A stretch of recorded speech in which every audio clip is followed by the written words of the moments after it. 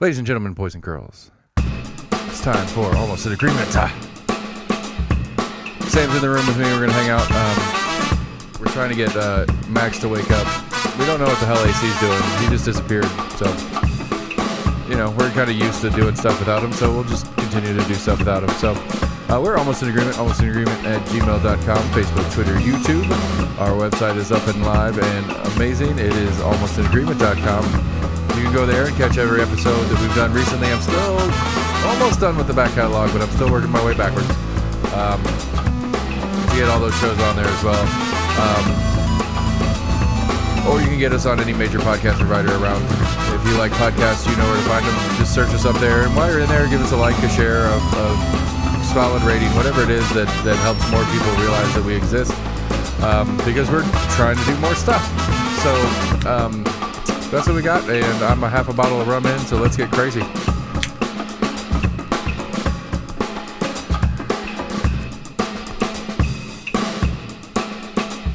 So I've been practicing for this, to have this pause, because this is where that dead airspace is where the ads are going to go as people start buying more ads. What dead airspace? Oh, after you do the intro. Yeah, I do like the R part of it, and then I stop, and then we let the music play for a second. But that spot's going to be where it's a thank you to blah blah blah. Well, I mean, we can I don't know, he didn't pay for it, so he can suck it. I'm not going to if you listen to yesterday's episode with Lauren Ryder, that's our first official ad sponsor. No, I saw the first few minutes of it. That's fun. I mean, that was a good time playing with the stuff I can do. I had her on here. We got the green screen up still for me and you right now, but I'm not doing video, so it doesn't matter. But so I had Lauren in the chair with the green screen behind her, and for Zoom stuff, I have to kind of stack it a little differently because I have to use the virtual camera as my side of the Zoom feed. So the Mary and Will from Fort Wayne, Indiana, who were on the show with us yesterday, they saw everything at the same time, and that's the same thing that everybody else saw in the YouTube video. Yeah. Because I had to do it that way for the Zoom sake. Like, I can't switch scenes when I'm in Zoom, or the person on Zoom will have to see. They'll only see what YouTube sees, just the way the thing works. So, you running any latency issues? A little bit. It's got some lagginess, and my whole plumbing debacle, he cut straight fucking through that shit, and I had to call AT&T out to splice that line back together. Oh, he cut through your lines. Yeah, and so. Did you not call 811? No, I didn't call 811. They're the fucking pros. No, I meant them. They did. Well, that's the thing that pissed me off is they did, and it was like Tuesday afternoon or something. We were out in the yard, and like some truck parks in front of the house. I'm like, what the fuck's this guy doing? I was looking over the fence, and he's out there painting all the lines in the front of the house, but he doesn't come in the yard at all. It didn't come knock on the door, nothing. And like the way AT&T does is, I don't know why they did it this way, but it's been this way. The AT&T is in the ground in the front of the house, and it goes all the way around the house to the opposite side of the house to where it comes into the house. And so the line runs all the way down one side of the house, around the backyard, and then into the other side of the house. Because they didn't want to run into the driveway, I assume. Cheaper to buy a couple chunks of sod versus right, a bunch of asphalt and concrete. Right, another 100 feet of wire is way cheaper than getting the guys that have the special machine to go underneath. Or that must mean it's not fiber optic. Tearing it. No, it's not. Maybe I'll get KUB to get the KUB broadband once they start doing that, because I'm going to have to pay for the building of the project anyway. I think that's going to be a while, but who knows? First I heard about it, I think, was maybe a month ago, and they really started talking about it. Yeah, it's going to be a couple years out. But on that note, I have a $1,700 KUB bill that just came in today. Ba-bam. Yeah. Is that them already fixing in of the, or is that the connection? Yeah, it's the $1,554 I'm paying for connection to sewage. Why have some option to defer that? Can I split that up into 4 payments? I don't know. I'm debating on it. I mean, I could pay it, I guess, but I might just pay $500 and then pay. They're in the position of do you want water, sir? Well, inversely, they're in the position they have to. They can't turn it off. I have kids in here. That's true. Yeah. I have kids. They can't turn my water off. They should have to give you 60 or 90 days, or. I don't know. I'm not. I mean, like I said, it's not a big fucking. I mean. Yeah. It's a principal issue more than it is a financial issue, right. Which is cool. I mean, I'm quite grateful that I'm in a position where it's not a financial issue. If this would have been 3 years ago, I mean, I'd just be pumping shit out in the middle of my backyard. I don't know what else the fuck I'd do. 3-4 years ago, I could not afford what's happening right now. Right. And that's kind of why I'm hold on to it in the principal issue because it's not about money. Like I can afford it, but if I couldn't afford it, it'd be a big fucking deal. Like, I mean, I mean, there's been no conversation with the contractor, the plumber, about how I'm paying him. He hasn't even really brought it up. That's the lion's share of this project for sure. But most companies made you pay a little bit starting. I had to sign a contract to approve their estimates. And there's like contingencies, and if it's a little bit more for this or that or whatever, you're contracted to pay it. But if it gets above whatever, they have to seek approval and that kind of shit. And so, I mean, like, they're like 99% done. We're waiting on an electrician right now. Yeah, I saw a little mini backhoe out front. Yeah, he left it out in the yard. I don't know. It's been here for fuck ever. It's been here since Tuesday. But I mean, he did all the stuff on Tuesday, had it all prepped and ready to go. Right. And then Wednesday, I've ponied up a little bit of extra money. Well, I haven't yet, but I agreed to pay a little bit more to let them bring their boring team out so that we didn't have to trench all the way through the front yard because I didn't want to damage that magnolia. Mm-hmm. So I was like, yeah, well, I'll pay a little bit extra to make sure we don't hurt that magnolia. I like that magnolia. It'd be a bummer if this project killed that tree. Yeah. And so, I mean, it's a $500 bummer, but whatever. That's what it is. That's our pet cemetery underneath that tree too. So I'd hate to end up finding some skeletons as they're digging. Right.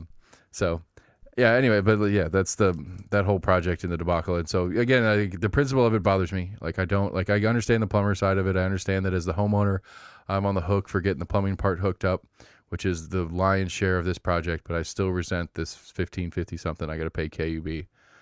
I don't, it's bullshit. And then on the broadband, when we were joking about the broadband earlier, it is likely that I will start seeing a broadband. I can't remember who was telling me about it, but essentially we residents that are KUB customers will start seeing a surcharge for their broadband network installation, and it's going to be like $5-10 a month or whatever. But everybody's going to get it, even whether we're getting broadband from her or not. Debate about it, because they've got that thing where they'll, I forget what they call it, they'll just equal out your monthly payments. They'll kind of go off your average or whatever.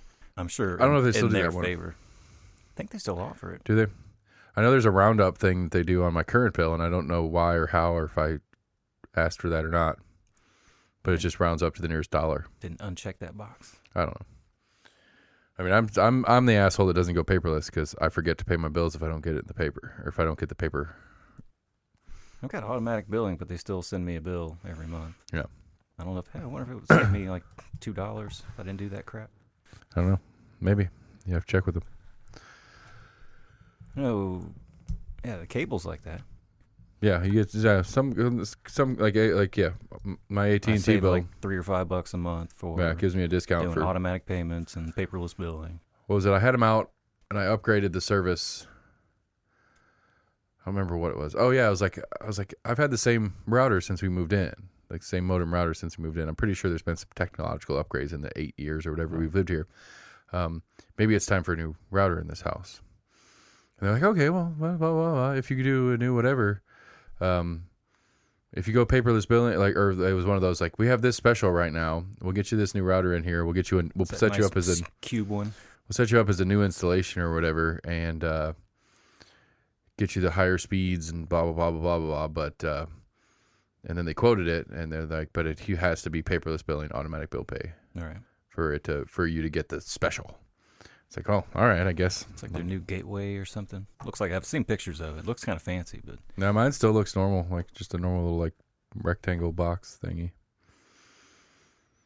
But yeah, I mean that's. But I've had some issues with the too much stuff going on with the computer, and I don't know if it's the computer, the internet, or a combination. I need to hardwire the computer in realistically. I noticed I made a big difference when I did that at the house. Yeah. And it's not that bad. I mean, the modem's in that room. Right. And so it's not particularly inaccessible to go underneath the stairs and get into that room. So I just need to do that for the sake of the podcast. Just one more hole in the wall. Yeah. Well, I don't know. It's secondary. I mean, down here I don't really care at all. But I don't know. What's up? What's new? What's happened since last week? Nothing's happened since last week. Oh, lots of stuff has happened. Oh. So many things. But which one have you been paying attention to? You were talking when we got started about DC statehood shit. I actually started trying to look into it and kind of see where the law was and kind of what they were advocating for. And I agree with you on the base premise of there's 600,000-ish DC residents. 712, I think, is what I kept seeing. I doubt it is currently. Because last week when we were talking about it, I looked it up and it was 600 and There's something. some crazy stats that kind of made me lean that much further. They have 3 electoral votes or electoral college votes that go towards presidential elections. Uh-huh. They didn't get that until 1961, so they didn't get to actually use them until the first election they got to use it was 1964. Right. But they also pay the most in federal taxes per capita than anybody. They pay more than 22 states. You'd think that since you're right there, you could go talk to them anyway. And total federal taxes, they pay more than 22 states. I don't understand. I don't know what that means. How does that?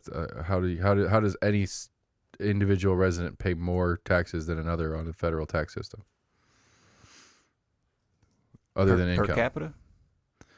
Well, the only thing what that says to me is that there is more higher income earners in the DC area than not, because the way the IRS taxes more on more income, not just more net number, more as a percentage. Their property tax, with them being a district, a federal district. Well, then that's property tax also goes into. Then that's a shit stat.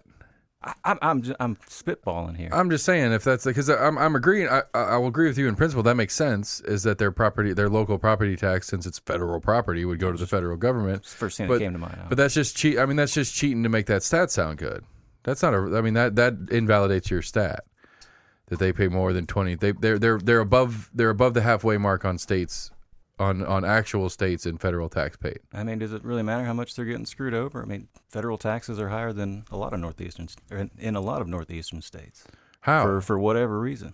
No, I need to know how. That doesn't make sense to me. What federal taxes? I don't know. Federal income tax? I just said federal taxes. What other federal taxes are there? This is my full ignorance at play here. I don't know. Because no one's disputed it. So, well, theoretically, I get it theoretically because of some of the other structures and things that are in place in states like New York and New Jersey and stuff like that have higher minimum wages and this, that, and the other. They're going to have they're going to pitch in more in federal income taxes because their average wage is higher. So, I'll agree with that, but it's not the federal government leaning on them harder. It's just the function and the thing that these states are doing. I would bet you. I think they were more trying to make the case, and of course, it was said over and over again. No representation, no taxation. Right, then just throw them in fucking Maryland and be done with it. That's stupid. They've talked about that, but then how does the federal government force Maryland to accept these people, accept them into that state? Why wouldn't Maryland want these people? Why would they? Well, because it's tax revenue for that state. So what's the largest city in Maryland? Baltimore? Annapolis? I don't know. Baltimore? Yeah, Baltimore, yeah.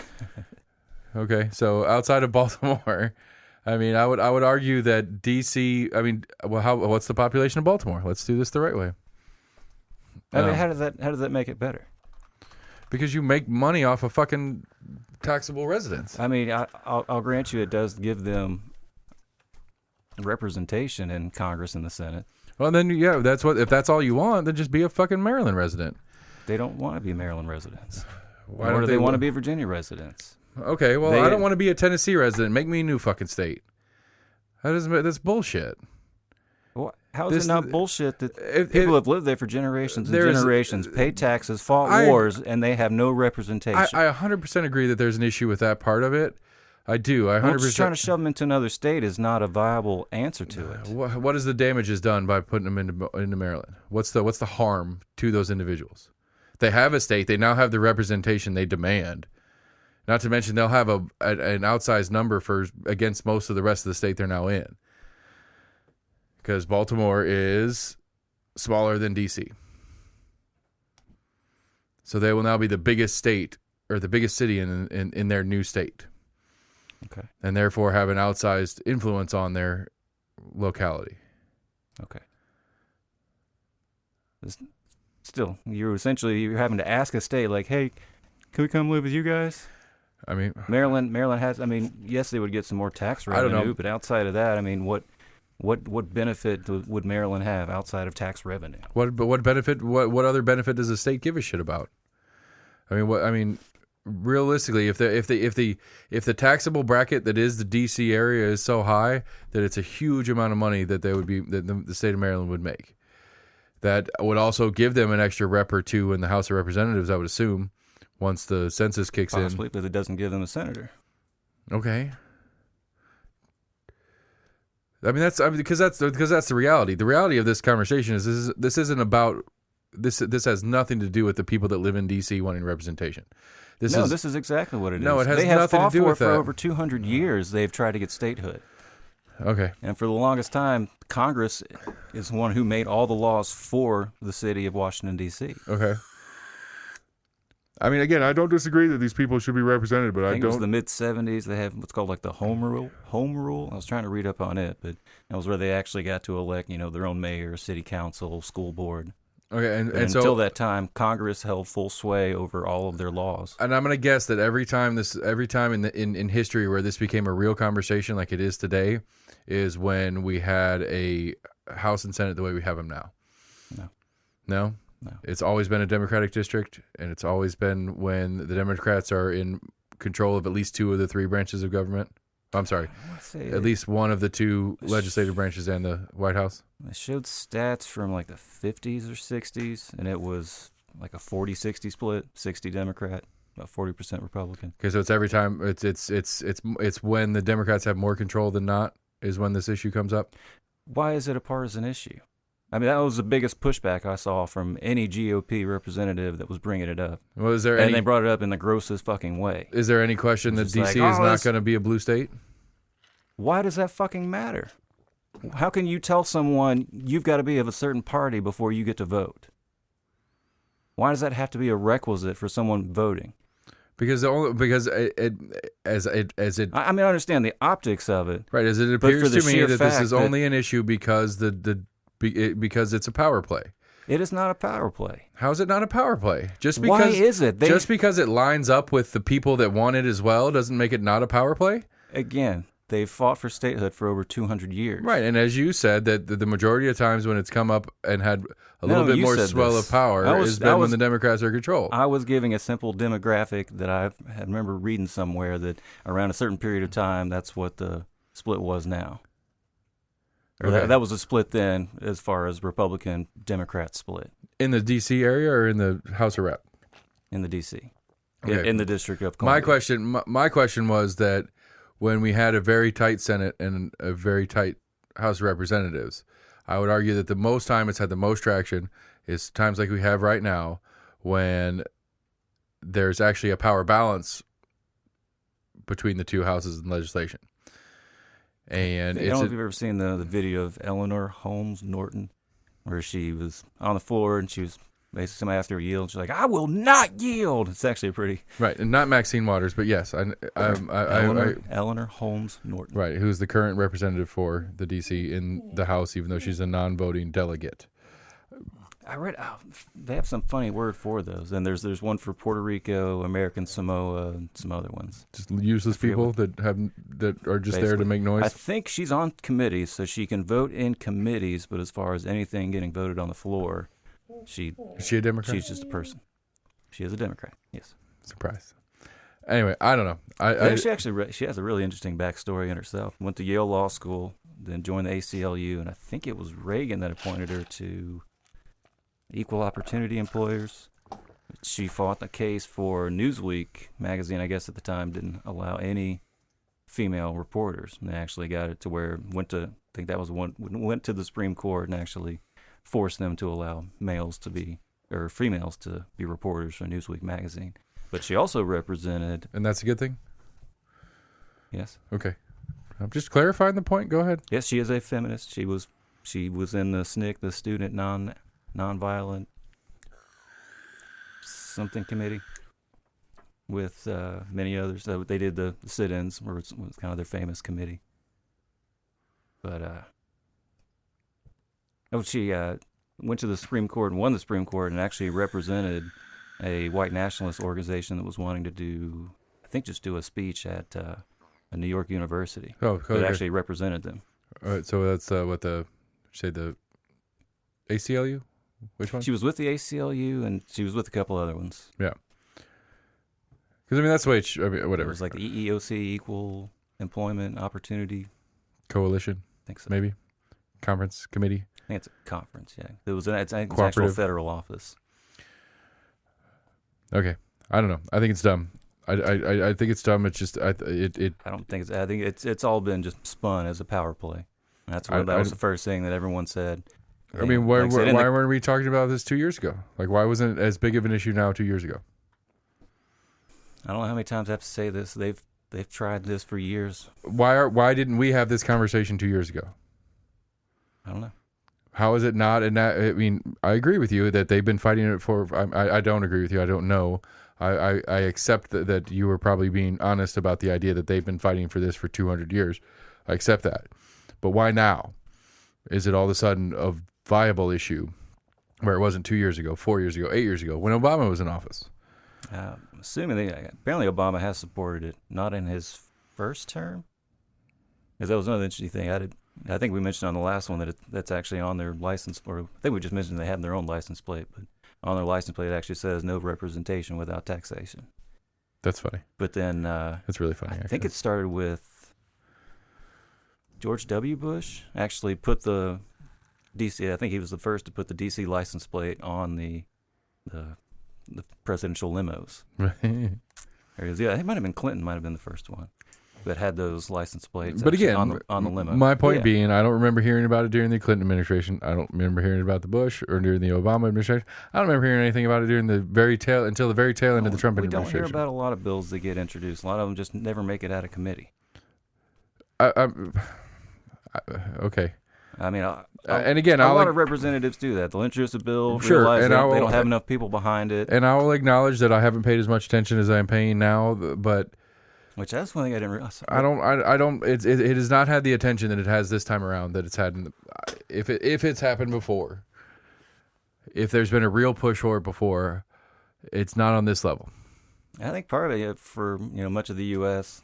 they weren't really behind it. So I don't know if they were waiting for more like general American support for it.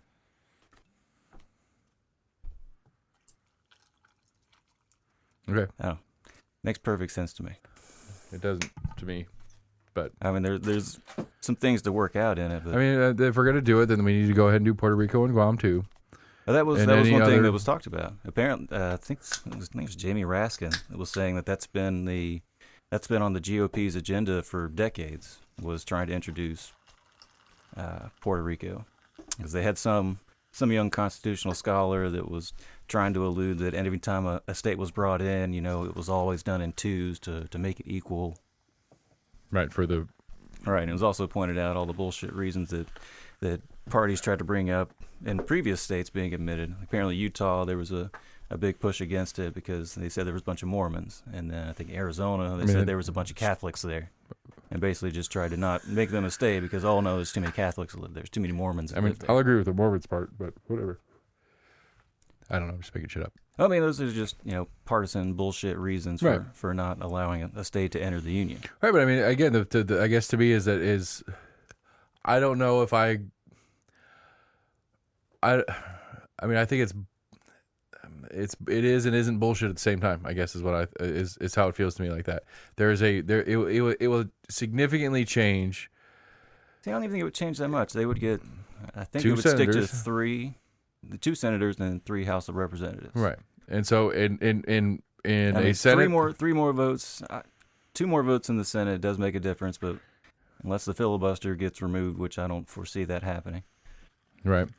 Which is why D.C. won't be a state because the filibuster is not going to remove it. Then two more votes in the Senate isn't going to change that much, and we have elections for senators every 6 years. It can go either way. Perhaps. Parties lose and gain control often. Yeah, I agree. But for half of Obama's administration, I think one term he had both houses, and the other, I think in his second half. For half of his first 8-year term. He had the same thing as Trump had. His first 2 years of when he took office, it was It was all Democrats. Senate, House, And then it flipped. right, and then at the midterm it flipped, and then stayed divided for the rest of his thing. Same thing that Trump did. Biden sort of has it, sort of. I mean, he has it with the Kamala Harris tiebreaker in the Senate right now. Make D.C. a state, and now we have... Which I think there's only certain things that you can have a majority vote on. And that was another thing that was introduced. One guy was trying to add amendments to this H.R. 51 to allow D.C. to be a state. Was trying to add in all these different requisites. One of them was, I guess it would go back to the House and would have to pass a 2/3 majority in the House and the Senate. And Eleanor Holmes Norton was it basically kept trying to add all these other different stipulations to it. You know, it got brought up again and again that, you know, there was never any kind of requisite put on states for them being a state. One guy was like, okay, well, you know, within 100 days of if this ever passes, you know, D.C. has to create their own federal prison. And she was like, there has never been any kind of stipulation Right. for a requisite for a state becoming a state. Basically, you know, every state has always been allowed a grace period to essentially set things up. Right. And the big pushback is the 23rd Amendment to the Constitution was actually what gave them the three electoral votes in presidential elections. And they'd be like, oh, we've got to repeal that first. Because it's special, right? Because since they weren't a state, it was special. But I think a part of their House resolution was, you know, once that happened, because it's going to kill it, right? It would squash it, and they would still have to go through the amendment process or unamendment, yeah, removal of an amendment, whatever. Right. I mean, it's still an amendment. It would be a new amendment. Which they even point, because I guess there's still like the Slave Act or something. There's a couple amendments that are on there that are totally erroneous that nobody goes by or whatever. Right. Well, because what was it? What was Prohibition? Like the 16th Pirate Act or something. Wasn't like Prohibition the 16th? And then originally I think it's like 18th, and then the 21st repealed it. Right, and so that's what I'm saying. So that's what all these little things would have to repeal would be to repeal other stuff in the future. I don't know. Which would require 2/3 of the states to do that. I've been trying hard to. They kept pointing out. He was like, nobody would be. He's like, find me anybody that would be against it, because basically, if D.C. were to become a state, the capital would still be the White House, all the monuments, the Supreme Court. What's still actually federal land, and it would be right. But then that would make, because eventually, the way the 23rd Amendment writes is they have 3 electoral votes. All these people are like, oh, well then, you know, whoever's president will have 3 electoral votes. You know, why would they give that up? Why the fuck would they even try to do it? And they pointed at some of the things I've read on is multiple presidents have voted in their home state anyway. I think the last election, right? I would assume Biden went to Delaware. You know, Trump went down to Florida. Obama went to Illinois. No, Trump mailed it in. And that was the whole punchline. But his residency was Florida. Right, but the whole punchline was the guy that hates mail-in votes mailed in his votes to Florida. Right, but he mailed it instead of being a D.C. residence, which is technically where his residence is, quote unquote. He did it as a Florida resident. I didn't know that was an option, that you could vote as a D.C. resident in an elected office. I would assume that as an elected official, you're an elected official of your state. The president may be a special version of it, but yeah, that was kind of weird. And that was the one. Like I would assume Blackburn, you know, Marsha and Haggerty. I would assume that they vote in Tennessee, and that is their. Because if you're going to vote in D.C., then you give up any of your other local elections. Yeah, you have to go to the district in which you live. Yeah, I would assume that they're not making their permanent residency their condos or whatever multi-million-dollar bullshit that they have in D.C. As their permanent residence, because then they don't get to vote for governor and state reps and all their local reps, and even themselves for that matter. They couldn't vote for themselves in their election when they're on if they're not a resident of Tennessee. Right. Well, and I don't think you can run for office. You couldn't run for the senator for the state of Tennessee if you're not a resident of the state of Tennessee. You can't make your residencies for D.C. The only person would be the president and the vice president would be the only ones that could potentially have anything to do with that. I guess I think that was more like the pushback on it, because everyone's like, well, no, you have to repeal the 23rd Amendment before you. I guess more realistically, it would be like cabinet members and stuff like that, people that are employed by the president in his office, that they could be residents of the district and then use their voting power in the district to give them that extra push. All right, but I would assume But it's still most people wouldn't do that because their vote doesn't really count for anything. Right, but it'd be give up your vote in your home state and your local your real local, just to help do the tiny fraction of a bit of help. I don't know. Yeah, I've been staying out of mayor. it. I haven't been With all the nearly as pushback in on my. it, I was like, I'm going to sit down and try to dig into this. Yeah, I haven't been keeping Wikipedia up wasn't with the best federal thing stuff. to go to, but it gave me a good kind of starting point of breakdown of the history and different things. I was like, what the hell? I was like, they didn't get the right to vote until I didn't realize that they actually had a constitutional amendment to give them electoral votes. I mean, like I said, I think it's weird that anybody lives there other than the president. Like, it's just people who live there for you. Apparently, I understand that. I just think I think it was a poorly thought out thing from the get go to say. And I was correct in what I brought up last time, that federal lands are also native territories. Okay. And it was really weird how they worded it. It's like the federal government lends it to. Because we stole it from them, and so we lend it back. We lend some shitty version of it back to them. It was some weird wording that they had. So I was like, I always thought that that native lands were essentially federal lands. So I guess it's a legality, but I mean, they do shit that's not federally, they don't have to follow the same set of laws there. They don't have to follow. I guess that's really what it is. They don't have to follow state law. I think within certain boundaries. Yeah. They still have to function within federal law, but they don't have to necessarily follow the state law that their federal land is within. So, we have the Eastern Band of Cherokee Nation or whatever that's in the Carolinas and East Tennessee here. They don't necessarily have to follow Tennessee state law, but they still have to follow federal law. And it's not, gambling being the obvious conversation piece, right, is not federally illegal. So they can operate casinos on federal land since it's lent to them, or whatever the fucking terminology. But see, I don't know how that works. I'd be curious because can they buy land? Who? Well, because the Cherokee Nation bought that big chunk of land at 407. And there's rumor that they're going to pick up the baseball stadium if the Smokies move back to town. They're allowed to do whatever they want with their money, right? But if they're not buying more federal land, they're buying. That's what I'm saying. Though, if they buy that land, does it still fall under the same rules and regulations as their? I wouldn't imagine it. I don't know. It's a good question.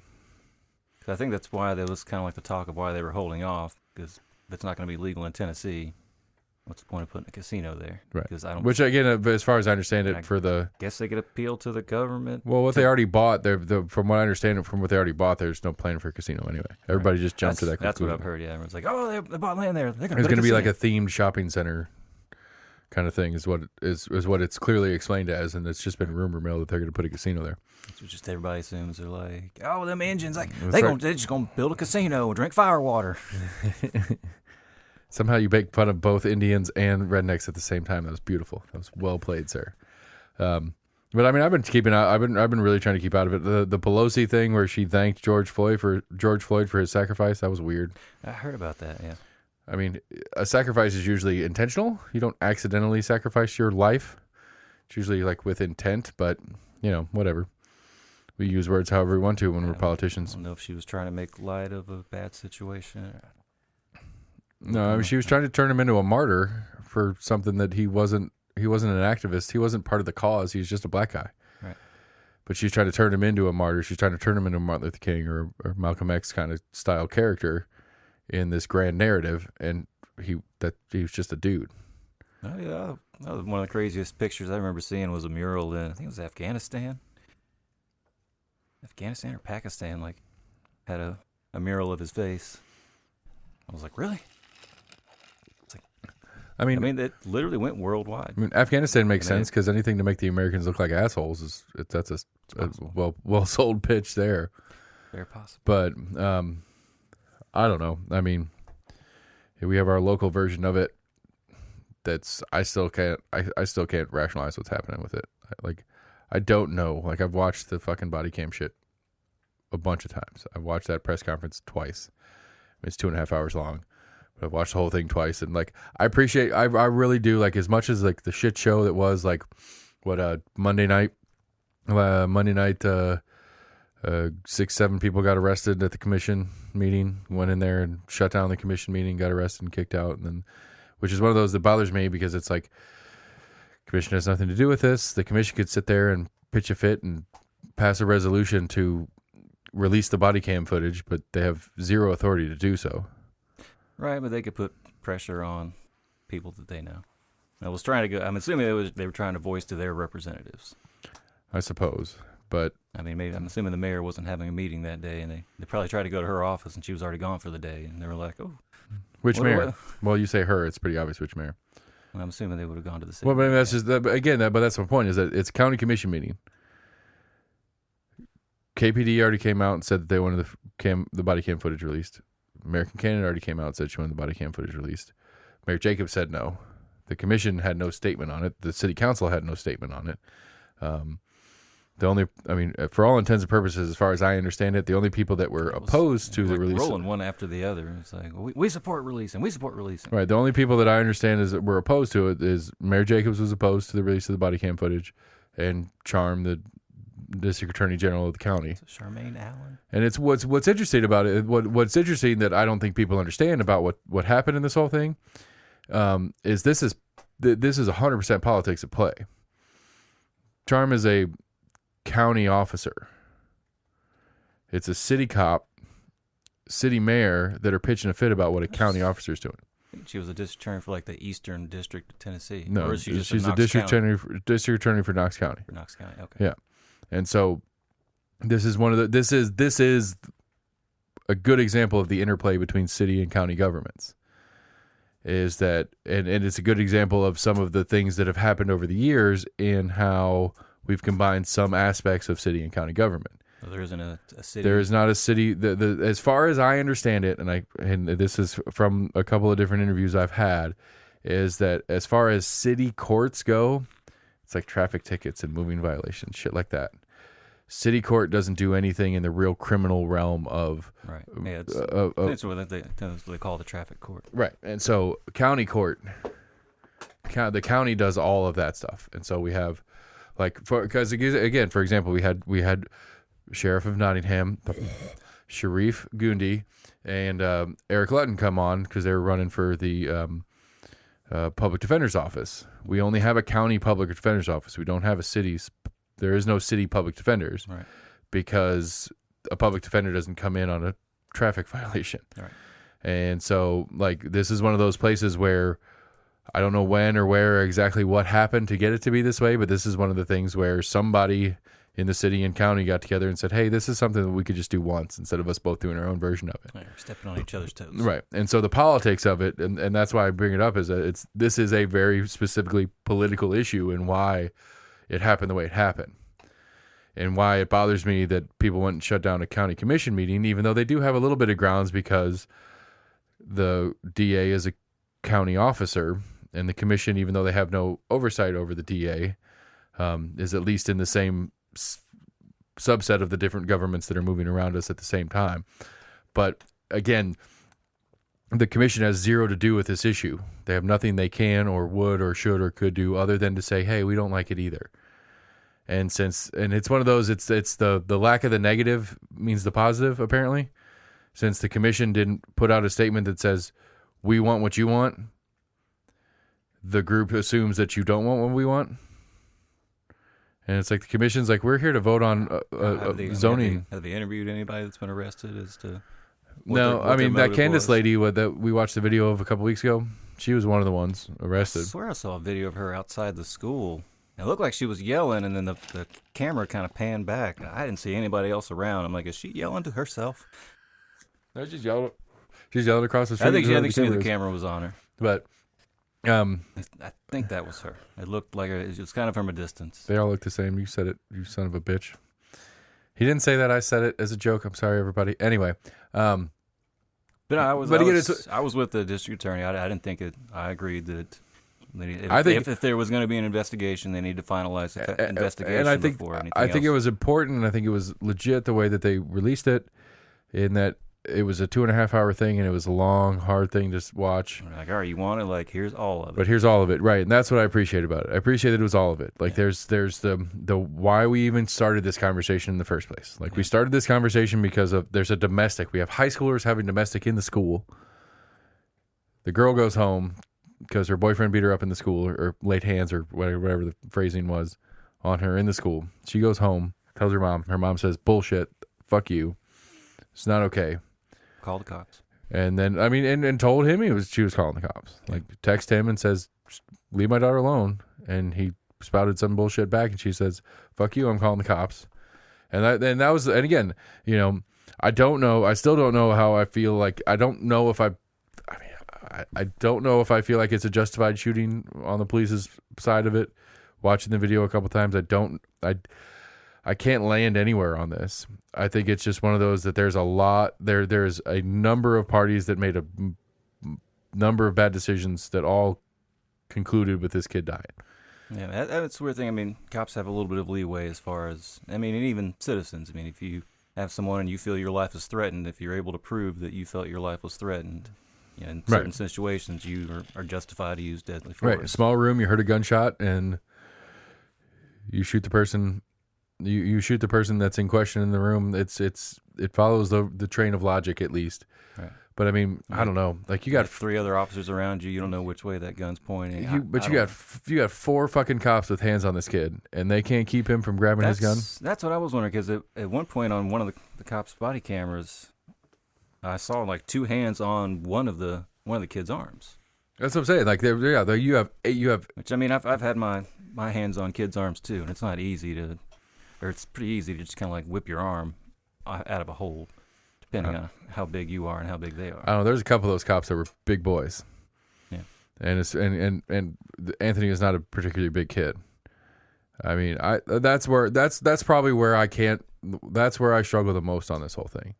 I don't know how far back they went. I know 2 of those cops were big old muscle neck looking cops. I don't know. I guess I could email the KPD and ask them what those 2 cops bench. But I'm pretty sure those were some gym. Those are some cops that like to hang out in the gym. I don't think a couple of the other guys justifies as a freedom of information request. A couple of the other guys look like they spent more time at Krispy Kreme than they did at the gym. But of the 4 guys there, 2 of them look like they could probably bench at least 200 or 300. I'm just saying. Right. And if 4 adult males can't handle 2 small 17-year-old boys' arms, that's where I struggle with it. Like it's like I feel like you had the wrists. The different guys, multiple guys had the wrists, and then the cop that did the shooting was. I'm assuming they didn't know that he had a weapon on him. Right, that was part of it. Is that they saw it in his pocket. They'd asked about it, and from all information, they didn't feel like it was. From information they'd obtained, they didn't feel like that was there, and so I get that part of it. It was startling when it was there. They weren't expecting it, and all of a sudden it was like, whoa. Yeah, I mean, you don't assume that a kid in high school has a gun on him. Yeah. What are you doing, dog? Rowdy's lost his mind, people. He's got something stuck in his teeth or something like that. Yeah, he's probably choking on what he was chewing on. Oh, he's got some fuzzies in him. Yeah. Anyway, so I don't know. For, like I there's a couple like again. I appreciate the way the DA went about making sure this is everything. Yeah, she's like, I haven't had much sleep in 9 days. Right. This is everything. I'm not just giving you the videos. I'm not just giving you the body cam stuff. I'm giving you everything. Right. And if you want to go out and report this off of one nugget or whatever, that's on you guys. But this is everything. And so I appreciate that part about it for sure. And I think that, again, the girlfriend's mom told him she was calling the cops. Apparently there was a text message from one of his friends to him that took a picture of the cop cars that were out in the parking lot. Yeah, I think I saw. And said, they're coming for you, buddy, or something like that. And so there was a couple of there's at least 2 or 3 times that it was referenced to him, and he responded to it on his phone that the cops are coming for you. And so there's definitely a part of me that goes, dude, you're in school. You got a fucking gun. The cops are coming to see you. This isn't going to end well. Right. I don't know what, and again, putting myself in my 17-year-old brain mindset, I could understand it being a little bit fuzzy on how to deal with it, but shit. He's like, I can hide in the bathroom and they're not going to find me. Right. And that's, honestly, that to me is probably the real big thing. He as far as I understand it, he physically assaulted his girlfriend at school. And he's wandering around? See, I thought they were interviewing her like a couple days after, before they released his name. I mean, in the footage or whatever, they start at her house. They go to her house and talk to her before they go to the school to get him. Yeah. But, you know, she checks herself out of school. I feel like, I don't know, maybe I missed out. Maybe she was like trying to be low key about it and just kind of told the principal or whoever at the office she just wasn't feeling good and wanted to go home. Right.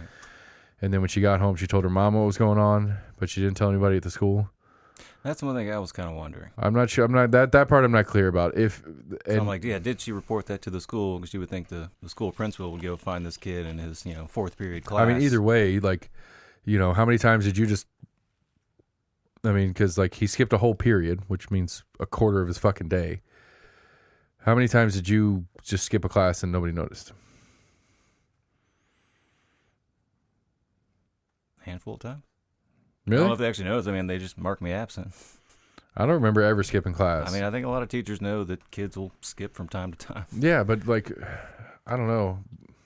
Okay. Just get marked down as an unexcused absence for that day. I don't think I was ever asked the next day, like, hey, where were you yesterday? And Maybe. like, oh, okay. Well, we're going over fractions today. Let me rephrase that question. How many times have you ever just wandered aimlessly around the school when you were in high school? Junior, senior year of high school? Where you just like went out to your car skipping a class, go to your car and come back in the building and didn't have anybody notice or be like, hey, where are you supposed to be right now? Yeah, I thought I heard like the neighbors around the school talked about it. They're like, yeah, everybody knows that back door is always Candace unlocked. said that, right? Candace said that in that video. It's like, everybody knows that back door. I'm trying to remember where I heard that building's supposed to be locked down by rule, but everybody knows that back door is open all the time. I don't know, like somebody responded to her Facebook page and was like, no, I'm actually her cousin and she doesn't have a stepdad. And like, you don't know what the fuck you're talking about. Right, which I mean, she was hit and miss on the realities of the story. She's just a concerned neighbor, or she actually the interrelations, has a dog in the fight. Right, the interrelations of the apparently she pops up on a lot of issues that come up on that side of town. Like if some issue comes up, she's in the narrative somewhere, and she makes a point to being in the narrative. Is my understanding what it is. Community leader, I suppose. Community activist, maybe. And again, it's like, where do we go from here? That's really the question. That's one thing I was kind of wondering, because the county had started, and they talked about it after Columbine when we were in school, of doing metal detectors going into school. And I guess Austin East was going to implement. I don't know if this is going forward or temporary, but I guess they're going to start metal detection wanding kids when they enter the school. Right, and they already put the see-through backpacks on them a couple weeks ago. Yeah, I think I did see that too. But I don't know. And again, it goes back to talking to Ron McPherson on here, and plenty of other people. Is that this is not it's not a school problem. It's really not. It has nothing to do with the schools. It just happens to be at the school. This isn't. I mean, it's not something that Austin East as a school is necessarily failing at, other than maybe the wandering around part without any sort of supervision. All right. I mean, you pointed out in the weapons thing on the local news thing, there was weapons at high schools, elementary schools, all across the county. I mean, it's not even. I don't think it's a weapons issue either.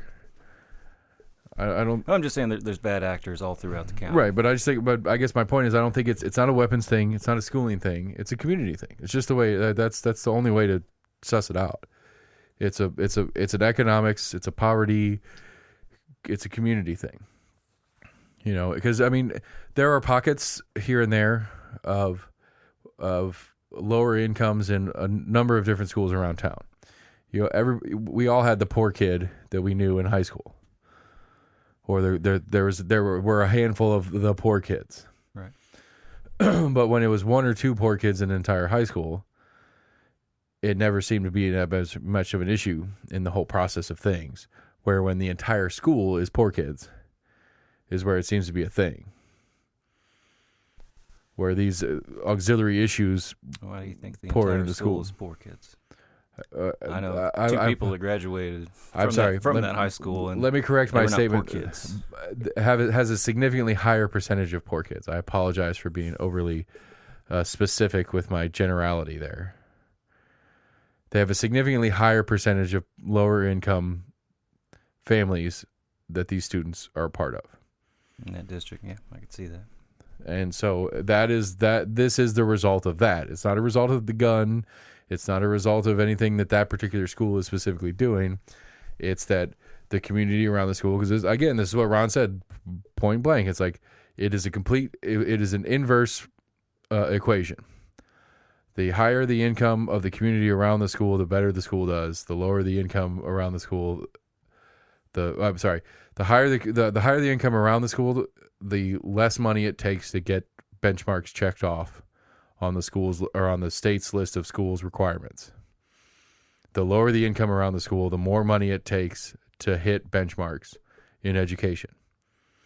And that's where I think some school systems have kind of gotten fucked in that whole, I don't know if it's a part of the whole Common Core, but you've got a school that's struggling, and then they just kind of keep taking away more and more funding. So how do you expect that struggling school to improve its grades? But you did shitty, yeah, you got to cut a couple classes. Well, because again, I don't think anybody's being honest about what the root cause is, because I don't think it's an education issue. It's a community issue. It's a family issue. I think some of it is funding. I mean, I've seen like multiple teachers, not necessarily in Tennessee, but in other states. I mean, I know here, they're talking about they've got textbooks that are 25, 30 years old, and they're like, this is what I have to teach out of. We'll have to see what the updated version of, but that back when I had Virginia Babin here and she gave me that paperwork, like if you go through the county, the least funded school in Knox County is Farragut High School. The highest funded in the high schools is Austin East or Fulton. I can't remember, one of the two. And so it is, and it goes, that's statewide, according to Ron McPherson, is that it's statewide. The higher funded schools that aren't special ed schools that don't have, because apparently we have like 3 in Knox County that are special ed only schools. And so they don't really sit inside the roster of schools technically. Right. But of the standard schools or the regular schools or whatever phrasing we want to use, the highest funded schools have the least affluent neighborhoods around them. And that's standard across the state. Memphis spends more per student than any of the major 5 cities because Memphis is the poorest city of the major 5 cities. Like it's exact and consistent math year in and year out. You think that the parental involvement has any kind of into that equation? I mean, I don't know. It's a lot of stuff. I mean, like literally, like they literally do the equation by like, you know, this school has a PTO that can raise the funds and get the computers or get the thing. So we don't fund. So Knox County doesn't fund for my kids. They didn't fund a new gym floor in our gym because our PTO did, and they knew our PTO could. And so that conversation happens. Is that now? Is it no longer PTA? It's parent-teacher organization now, yeah. Huh. Okay, sorry, go ahead. Or parent-teacher-student organization, PTSO, I don't know. Anyway, but yeah, they fund. I mean, like I don't know how explicit the conversations are, as far as the school board talking to the different PTOs. But as far as I gather, it is very specifically, you know, like when we were in high school and we had like 5 computers in the whole school because computers were new and neat. Yeah, we're that old. Fuck you guys. Yeah, we had some Apple IIes. You know, but like our PTO probably bought those computers. Where at Fulton or Austin East or South Doyle or one of those, the state bought those, and the state bought those because the community that fed that school wasn't going to buy them on their own. You know, and it's like I get it. I don't necessarily complain about it. Like I don't want to necessarily complain about it, but at the same time, it's like if it's something we feel is a requirement, then if the state's going to run this thing, the state needs to do it. If the state's going to lean on the community to fund it, because the community can fund it, so they can fund others, it's just weird. Just either do or don't. Don't halfway it. It's kind of bullshit. What if that's the same of different funding, not necessarily education, but just smaller cities versus bigger cities? If the state helps out smaller cities more absolutely. Because there's less tax base. Yeah, because that's what Ron was telling me. Knox County has 6% of the student population in the state, and they receive 4.5% of the state's school funding total. Comparatively. Right. And so of the total budget for schools in the state of Tennessee, Knox County gets 4.5%, despite having a 6% of the population. So as I think Kyle said it this way, I think it's we're what the state calls a donor county. We donate our tax money to smaller counties. That's what they call D.C. It's a donor state or donor district. Donor district, I guess. Yeah. I don't know. I mean, it makes sense. I mean, it really does. If you think about it, it's like, and again, like I asked the question of spread the wealth. I suppose, but like it's not the by going through the state, we're already spreading the wealth. Why is it more expensive for Roane County to operate a school board or a school system than it is per pupil? Why is it more expensive per pupil in Roane County than it is in Knox County? It's not. The reality is it's not, and the way the BEP thing is set up is it's not that it's more expensive in Roane County. It's that Knox County can fund themselves. So the state makes Knox County fund themselves on top of what they're already taking from us in Knox County to fund everybody else in the state. And it's just an excuse for the state not to pay more. What the state should be doing is paying it equally across the board on a bigger pie. Is what the state should be doing, but the state's like, well, we can reduce the total education budget from the state level because we're going to put on Memphis, Knoxville, Nashville, Chattanooga, Tri-Cities. We're going to make them pay more for theirs, and then we're going to take out of their portion of it and help pay all the other counties. Is really what the state's doing, and it's bullshit because the state wants a more rainy day fund or whatever other shit the state spends their money on. I wonder if anything that has anything to do with what the state requires of a certain county to have this and this. I mean, it's got to be equal by law. That's what Lee got in trouble for with his voucher bill. Is that it has to, the state cannot put anything on one county that they're not putting on every county. So they can't do Knox County has to teach XYZ, but Roane County only has to teach X and Y. So it has to be equal on as far as obligations for counties from state mandate. As far as like state educational standards? Whatever. I mean, anything. I mean, all the way into law enforcement, state law enforcement practices. Like the state is not allowed to put anything on one county that they're not allowed to do on another, or that they're not doing on all. Okay. That they can vary the degree of impact. I don't know. It's weird. I get it's weird. Again, with the funding part of it, it's realistically, it's just that it's the state has decided that us, the major five, can raise money, so we're not going to give them their money back. We're going to spend that money on others instead of just spending it evenly. It's bullshit. I feel like the more we learn, the less we realize we don't know. No, I mean, what's it? There's a good quote on that. It's confidently, arrogantly, the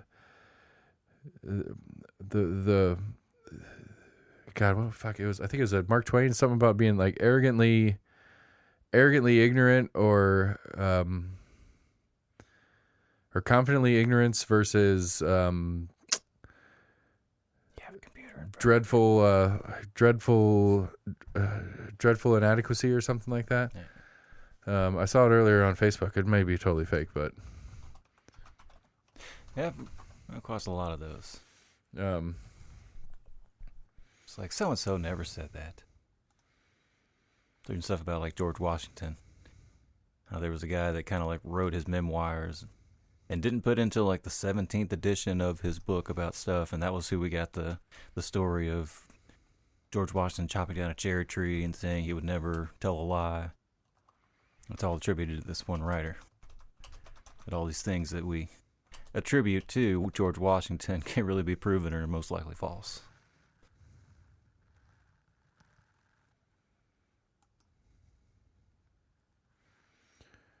Quotable quote. All you need in life is ignorance and confidence, and then sex. No, that's not the one I was looking for. Anyway, whatever. I don't know. It was something that I was very sure. Like, ignorance is bliss. Yeah, for sure, 100%. The longer we've done this, the more I realize how much I don't know. Was it ignorance is the softest thing a man can lay his head upon? Yeah, I mean, again, it's fascinating and it's frustrating for sure. It goes back to that whole, whether there was malintent in making the system this complicated, or if it's just years and years of pile up, or a combination of the two. But the reality is there's no incentive for anybody that knows how to play the game. I think it's a combination to of the make two. it. I agree. I know. I see I, it with the tax laws. I mean, we've had to add more and more tax laws because I have good tax lawyers that are figuring out loopholes, and they're like, "Damn it, no, you can't do that either. Fuck, we got to write this law." It goes back to the. I agree that it's probably likely a combination of the two. You look at the very interesting thing. I don't know when we talked about it on the show, but Pop Warner, kept coming up with trick plays in the early days of football. Right, They kept having to change. They kept right. having to change the rule book. They're like, "Damn it, no, you can't sew a pocket on a shirt and hide the ball in the pocket of your shirt." Right. I agree that it is likely a combination of the two, of intentional complication and just years of things piling on top of each other. At times, but there's zero incentive to fix it, and that's the gross part now. We can blame it. We could say it got here however we want to say it got here, but nobody that's in the game, that's truly in the game, that's deep into the system, a Senator Massey or Zachary or somebody that's had a little bit of experience at state level stuff, what is their incentive to fix it? None. Because all that does, constituents are bitching about it. Right. Because nobody bitches about it because they don't know. They like, what do you complain about? What am I going to complain about to Massey about what? And my one complaint, because I'm actually trying to get into it and understanding the complications and stuff like that, against 1,000 people that are like, you can't legalize medical marijuana. That's fucked up. That's not what we do here in the state of Tennessee. That's not what her bill does. Right. It's a research bill. I agree. But I'm just saying. But again, that's the email she's probably getting. She's probably getting people like, yeah, medical marijuana, we need it in the state of Tennessee. And it's like, well, that's not what the bill does. The bill puts a committee together to research whether we can and do this, that, and the other. I think I saw a blurb yesterday that Virginia did, the governor Northam, I think is his name, did just sign into law, and I think it goes effect July 1st of this year, legalize marijuana. Recreation. Full rec, good. I mean, I responded to Massey, put it out on her Facebook page, and I was like, let's quit wasting time here. Yeah, I didn't see I think I used I had to remember how to spell for.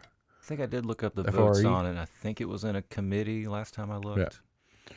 Some subcommittee thing going on. I've still been trying to figure out how it bounces around to different things. Yeah. And so, but I mean, I was like, let's quit with the foreplay here and just go full rec already and quit wasting our time. Everybody up to and including Governor Lee, if I can get him to answer the question. I don't think they're for it. They're not for it. I'm not saying that. No. Sorry. I'm saying everybody up to and including Governor Lee realizes it's inevitable. It is going to happen.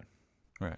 There's no point of the law they were trying to pass to make you have to create a right. We're going to make a state constitutional amendment so that if we do finally get around to doing it, we have to do another state constitutional amendment because it's a big, long, slow process. Right. Which is why this first version of it's never going to pass, because it's not going to have it. But I was just saying, it's inevitable. Massey said it to me, quote, flat out. I asked her. I was like, it's inevitable, right? We know it's going to happen. She's like, yeah.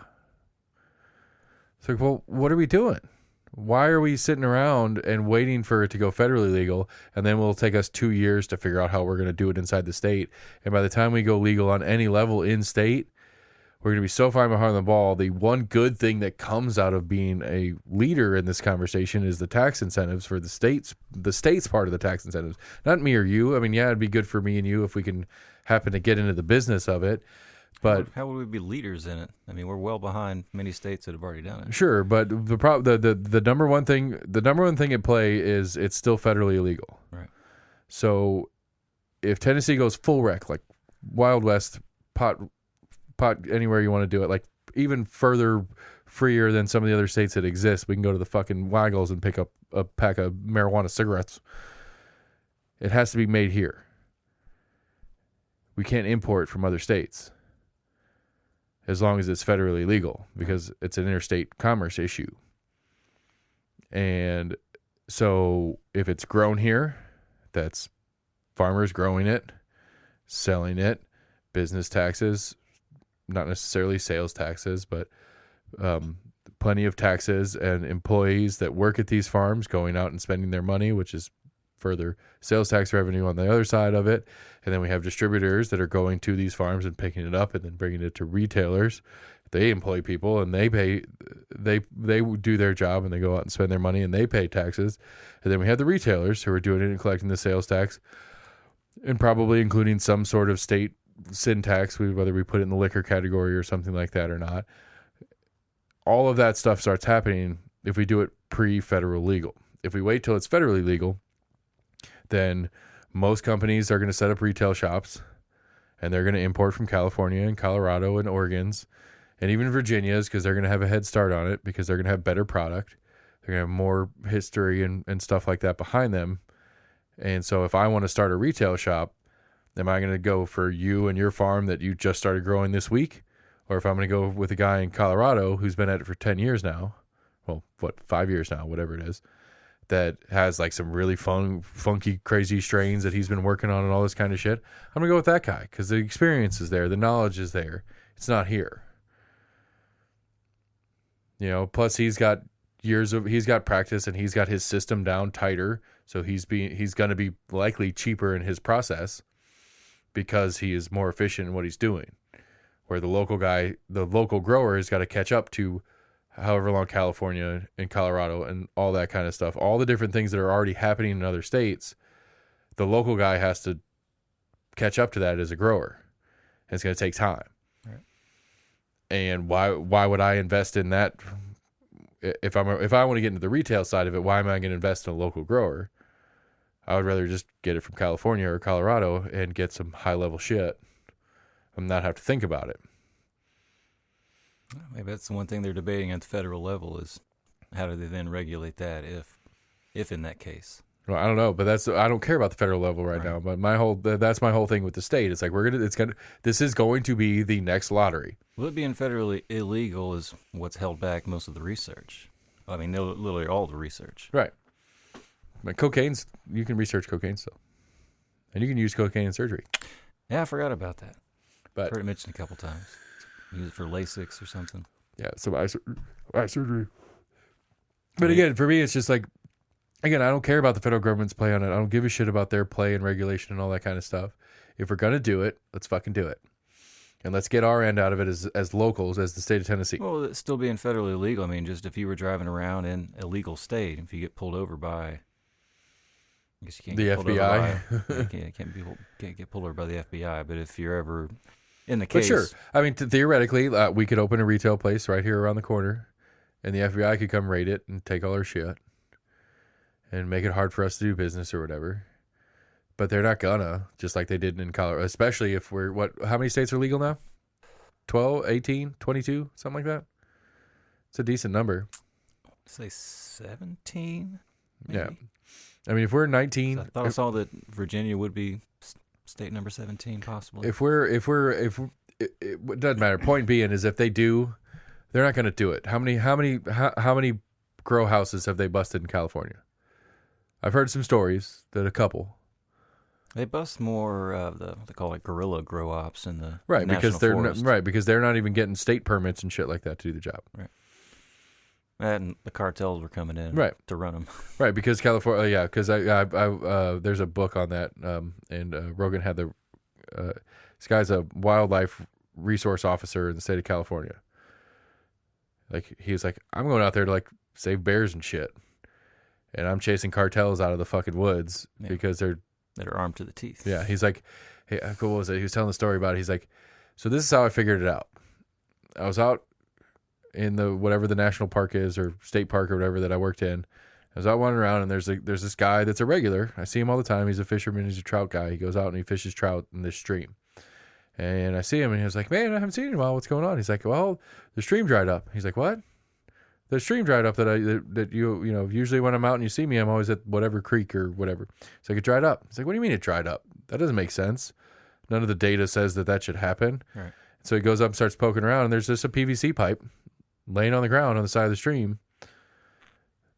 And it runs like miles through the forest to this grow op where these guys just tap the stream, and then where the guy usually fished on the stream and dried up because that pipe was stealing it. Right. And so then he goes and he reports it to somebody, and there's this whole big process. And now all of a sudden he's like with a fucking SWAT team going in to take out a grow op. And he's like, this isn't what I signed up to do.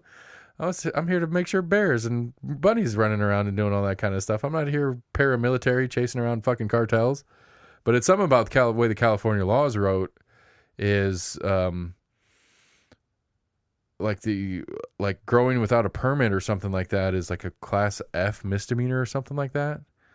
And so like there's a whole bunch, like the way the legal worked on it, it made it like trying to get it over the border and getting caught versus growing it in a legal state like California was miles different penalty wise. And so the cartel would go and bring in whoever they could bring in to do it. And if they got in trouble, it was a tiny like slap on the wrist kind of $50 fine kind of shit. Well, it's cheaper and less risk for them to do it in the States. Because right. Their biggest market is the United States. Right, but I'm saying though is trying to get it across the criminality of the criminality was much less as well. All right, I'm sure I've seen pictures of like the big huge bundles of like backpacks. Right, and so people that walk that shit across the desert. Right, you get caught at the border trying to import it, like get it across the border. It's a big deal where you get caught growing in a whatever. It's like a small fine, and they pay it off and go about your business. They'll get those guys out of jail because it doesn't cost anything. Yeah, they got fall guys for that. Yeah. Anyway, how do we get to fucking pot in California? Oh yeah, you brought it up. Anyway, Tennessee needs to go legal. They just need to quit fucking around and just do it. Just go ahead, balls out. It's gonna be a while. It is, and it's stupid because it's gonna be another lottery. That's what it's gonna be. We've just got too many people in the House and Senate that are just under that. You know. What was the old movie? Reefer Madness. No, that they're kind of mindset. Well, and the question to me is because I think the polling is the opposite, and it's just so far down on a list of things that are single issues for people that they don't consider it to matter. Like, we're Tennessee and we're Republicans in Tennessee, so we're anti-abortion or whatever. Those are the things that are issues that get people out to vote for you, not your stance on pot. I don't know, but and so you're not going to lose. So my point is, you're not going to lose voters when it comes to the next election. If you're a Massey, you go out and campaign on trying to get pot legal in Tennessee. There's a good conservative vote across Tennessee. I agree, but I'm just saying you're not gonna gain voters on an issue like pot like you are on an issue like guns or abortion. Yeah. And so what's the point? It's not politically advantageous, where the Democrats don't have enough power to play really in the state of Tennessee, who would be more pro-pot theoretically, but on all the other single issue things that people are going to vote against them on, they're on the wrong side of that for what the state of Tennessee acts like. And so it's a non-issue to Republicans, or it's a subpar issue to Republicans that run the state, and it might be a fairly decent priority issue for Democrats, but there's not enough Republicans that are going to vote for a Democrat in the state of Tennessee because they want pot, because the other stuff that comes with a Democrat. And that's the problem. Because again, I think radical liberal agenda. Well, and it's dumb fuck conservative agenda. It's really what it is it's dumb fuck voters that think that there's any abortion issue that's actually going to make any real fucking change in the system anyway. But you get all excited because fucking whoever the Democrat is going to let people kill their babies 2 weeks after they're born, and you buy into that bullshit narrative. I think it's getting ready to go to the governor. I don't know where it's at in the House, but I think Indiana had the same law. It was basically requiring any kind of like Planned Parenthood or any kind of facility that provides abortions now requires that facility to either cremate or bury. I heard about that. Yeah. I was like, damn! I was like, and that passed with pretty good. I mean, that's a weird, but I mean, it's just such a weird little fucking jabby bullshit. Like that's really just it's just stigmatizing. Yeah, it's just it's just a fucking. I mean, it doesn't change anything really. It's just making it harder and more expensive. Right. Because realistically, the Republicans in Indiana know that they're not going to get rid of abortions. They're going to campaign on it. They're going to go out and be like, we're going to get rid of abortions in Indiana because we're Republicans and blah, blah, blah. They're going to campaign and talk about it like it matters. But all it is it's one of those things that activates the base. Excuse me, gets them out, gets them voting. but you're not going to actually do anything on it. And the only thing you can do is this little fucking subversive side action shit. And then you can go tell your base that you did what you could because it's the best you could, because Roe v. Wade or whatever, and you need to do better. You need to vote senators and federal reps in so that they can overturn Roe v. Wade for us, and then we might have a chance. But it's just base activation bullshit. It's not going to change. Well, with only 60% of people voting, I mean, they're trying to get anybody. Yeah, but it's not. I mean, again, it's and it goes back to it's right, our fault. We're idiots. It's a trigger. Right, we're idiots, and we fall for it. We fall for the line of, oh, they want to kill babies. And we vote accordingly. Like, this shit works, obviously. I mean, there's no way that fucking stack of Manus couch flyers that I got didn't change at least a handful of votes. Right. Maybe not a ton. I'd be curious to know what the value is as far as how much was spent to change 20 votes. So you had sent that article about some of those being sent for, they tracked it down. It was like out-of-state organizations that were sending out stuff. Well, the current one that's going on here is there's a pack that's out of Middle Tennessee. And apparently you have to register in the county that you're actioning for. And so this political action committee out of Middle Tennessee has put out a couple of flyers against some sitting city council persons. And there's some questions on the legality of it. As far as like whether you're allowed to be active in a county you don't have any action in. And which again, playing around with gray area, I guess I don't know. Compass reported on it a little bit. I didn't quite follow it, and I don't really fucking care. I mean, it's just I mean, it's dumbass. I mean, the flyers are dumb as shit anyway, but people respond to it. Right? They wouldn't have done it if it hadn't worked in the past. But again, I don't know. That one to me is like that. Like those kind of things to me, it's like it's not the campaign itself. I mean, it was against Lauren Ryder and Tommy Smith, was who the ads were against. At the time, we didn't have any official candidates against them.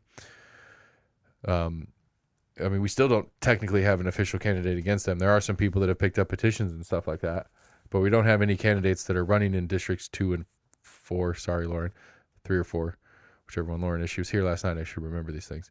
But when the flyers went out, there wasn't actually anybody running officially against them. There were some petitions picked up, but you can pick up a petition, but you don't turn it back in, and you're not running. Right. So it was weird how early the action happened, but there was no campaign that was benefiting. It was just anti-status quo. So we have Lauren Ryder and we have Tommy Smith, who are current city council persons, who have stated that they intend to try to retain their seats. But they'd only picked up petitions. They hadn't even picked them up and returned them yet either.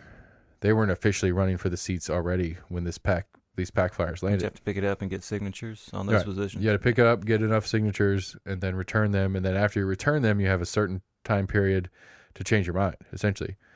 Like, you got to get through 25 signatures, and they'll have to be within your district. And then you give it back to the election commission. And then you have, there's a cutoff date to say never mind, basically. Like, because you can get your petition, you can get it signed, you can turn it in, and you'll be like, I don't want to do this. This is not going to work. Like, I was talking to my boss about it, and my boss is like, yeah, I can't keep you employed if you're going to do that too. That's going to conflict with what we do here too much as far as your time and stuff like that. You can't be, then it's like, shit, I can't do it. But you only have a small window to rescind your petition. Yeah.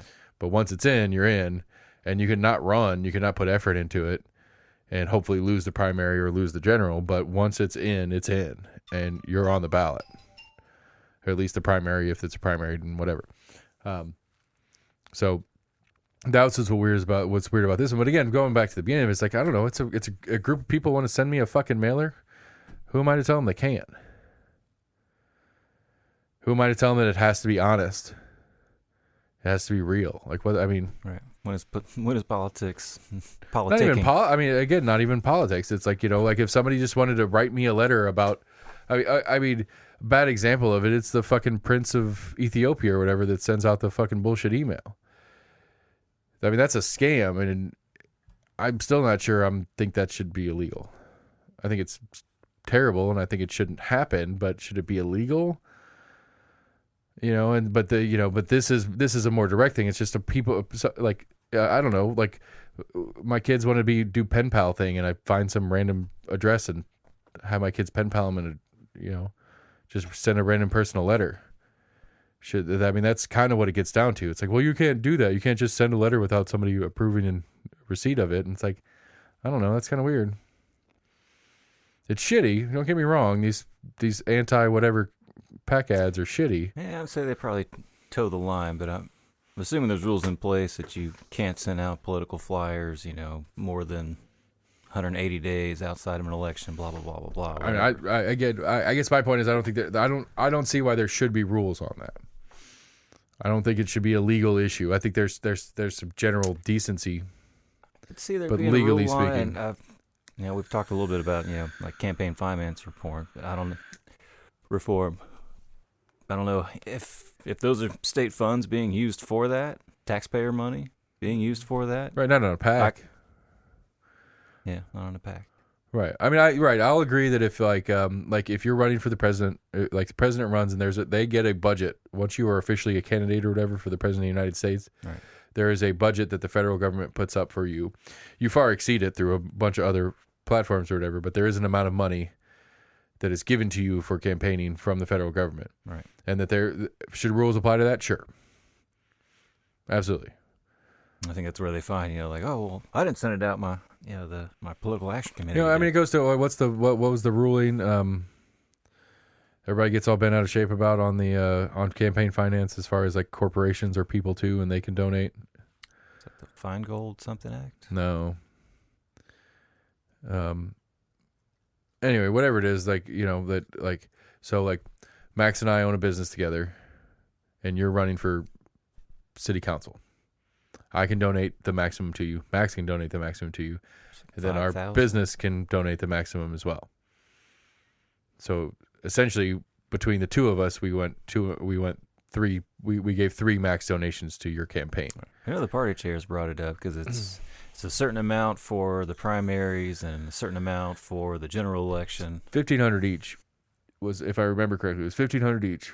But essentially, again, Max and I could scam it, for lack of a better word, a little bit, where we could each give you $1,500 for your primary process, and then we could each give you $1,500 more for your general election process, right? And then we could collectively give you $1,500 for your primary, and collectively give you $1,500 for your general. So two individuals that own a company together could give you $3, $6, $9,000. And it's like that's a lot of money from basically a couple of people. It's like, okay, I guess, yeah, sure. I think I don't know. It's weird because, we're going to get into like a corporation isn't a person, but they can vote. In what aspect? So in the city of Knoxville, if you own land in the city of Knoxville, commercial land in the city of Knoxville, but are not a resident of the city of Knoxville, you can vote in city elections. Yeah, I heard him talk about that on some of the state house. Yep, there's a state bill going through right now that's a similar thing. And Massey's part of it. I don't remember exactly what it was, but if you own land, so. All right, I think I sent you a text on that, and it was one thing I hadn't thought of. I want to say it was a representative out of Kingston had brought up. He didn't say when exactly it was, but he was, in years past, there was an issue of this one guy buying a big chunk of land and then subdividing that land to his 15 friends, basically, to where it made it he and his 15 friends had 16 votes. Right, in a county that had 50 voters. Right. Essentially in the state of Tennessee, if you own if we talk about owning hunting land, like we talk about buying hunting land all the time. If we find some land in Anderson County and we buy it as a group, we would get to vote in Anderson County. We cannot vote. You have to pick one or the other. You can still vote in both. Right. Except for things that are universal. Interest. Right. Except for things that are universal. Like we couldn't vote for, we'd have to pick whether we want it. Like for me, I'd have to pick whether I want to vote for District 18 in the House or whatever district our land is in. No, you can't vote in 2 districts in the same election. Right. If they're overlapping, you can't vote in both. Like again, you're legal to vote in one or the other. The more local one that does exist is that if I own land in the city of Knoxville, but I live in the county, I can vote in city elections. I can vote in county elections. but I can't vote in both at the same time.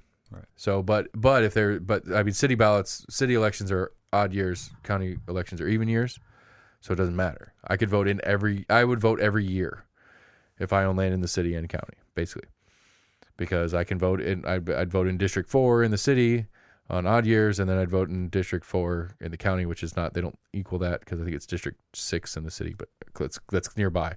But, right. But I can't vote for, I couldn't vote for, when it's countywide elections, I couldn't vote in my city seat as well as my county seat. Right. I could only vote for one of the two. So I would have to pick which of the two districts I wanted to vote in countywide on the even years, but I could vote for the mayor of Knoxville as well as the mayor of Knox County on opposite years. But I could only vote for county commission on one of the two. So like if I owned something downtown that was District 1 in the city, and then also here that's District 4 in the county, for county commission, I couldn't vote for District 1 county commission and District 4 county commission. I have to pick which one. But other than that, I get to vote twice for a lot of different stuff. And that's just that's the way it is. And if that's true, I mean, it makes sense on paper, yeah. Right. And then if that's true and makes sense on paper, which because you have a vested interest in that district, then of what happens in that district. Then that same principle says that I should be able to donate accordingly because I have a vested interest in it. I have a vested interest, like Max and I have a vested interest in City District 6, even though neither one of us are residents in it, but we have business there. Right. So even though we can't even vote in District 6, if we wanted to use our business to donate to a District 6 candidate, we should be able to. As well as individuals, because we have actually not as individuals, but only as a business in that sense. But at the same time, like people, like I mean, I'm pretty sure it was Matt Shears was in here. Is talking about it. He said he donated like $50. Do you have to own residential property, or is it as far as just owning property? I think it's defined as commercial property, but I'm not 100%. I think when you go to that polling place, you have to show an address for that district. Right. I'm not exactly sure how the logistics of the process goes. Gotcha. But Matt was in here talking about how he donated $50 to one of the Georgia Senate runoff candidates. Yeah. So people do it all the time where they donating money to candidates that they don't even get to vote for, and that's not a problem. And so I don't know, that to me is just it's a very inconsistent argument from most people. Like either I agree that they're not people. Companies are not people, but they are separate entities that have their own kind of functional need for interaction with government. Then their owners necessarily don't have the same thing. I think it only becomes an issue when you look at it on like the grander scale of mega corporations that are finding ways around and donating hundreds of millions of dollars because they have campaigns. They have 20 subsidiary companies, and each one of them are donating maximum. Right. But really, at the end of the day, the board of the parent company is really just buying a candidate. I get it.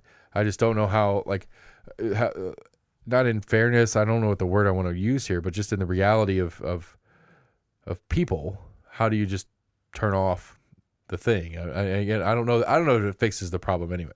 Because the reality too, it's like we joked about it last week. It's like, well, candidates brag about, well, my average donation is $50. Well, that's because you had 1,000 people donate $10 a piece and 3 people donate maximums. Right. And the end of the day is, you're right, your average is $50. But when your phone rings and it's one of those 3 that Max donated to you, and 100 of those that minimum donated to you, who you're answering the phone for first? Everybody it's the big one. Right. So what you didn't factor in was like you had 500 assholes that just decided to give you a quarter each. Right. Everybody gave you a bunch of people gave you a nickel. Yeah. Just out of spite. Yeah, and so I don't know. Like, oh, you want some money? Here's a nickel.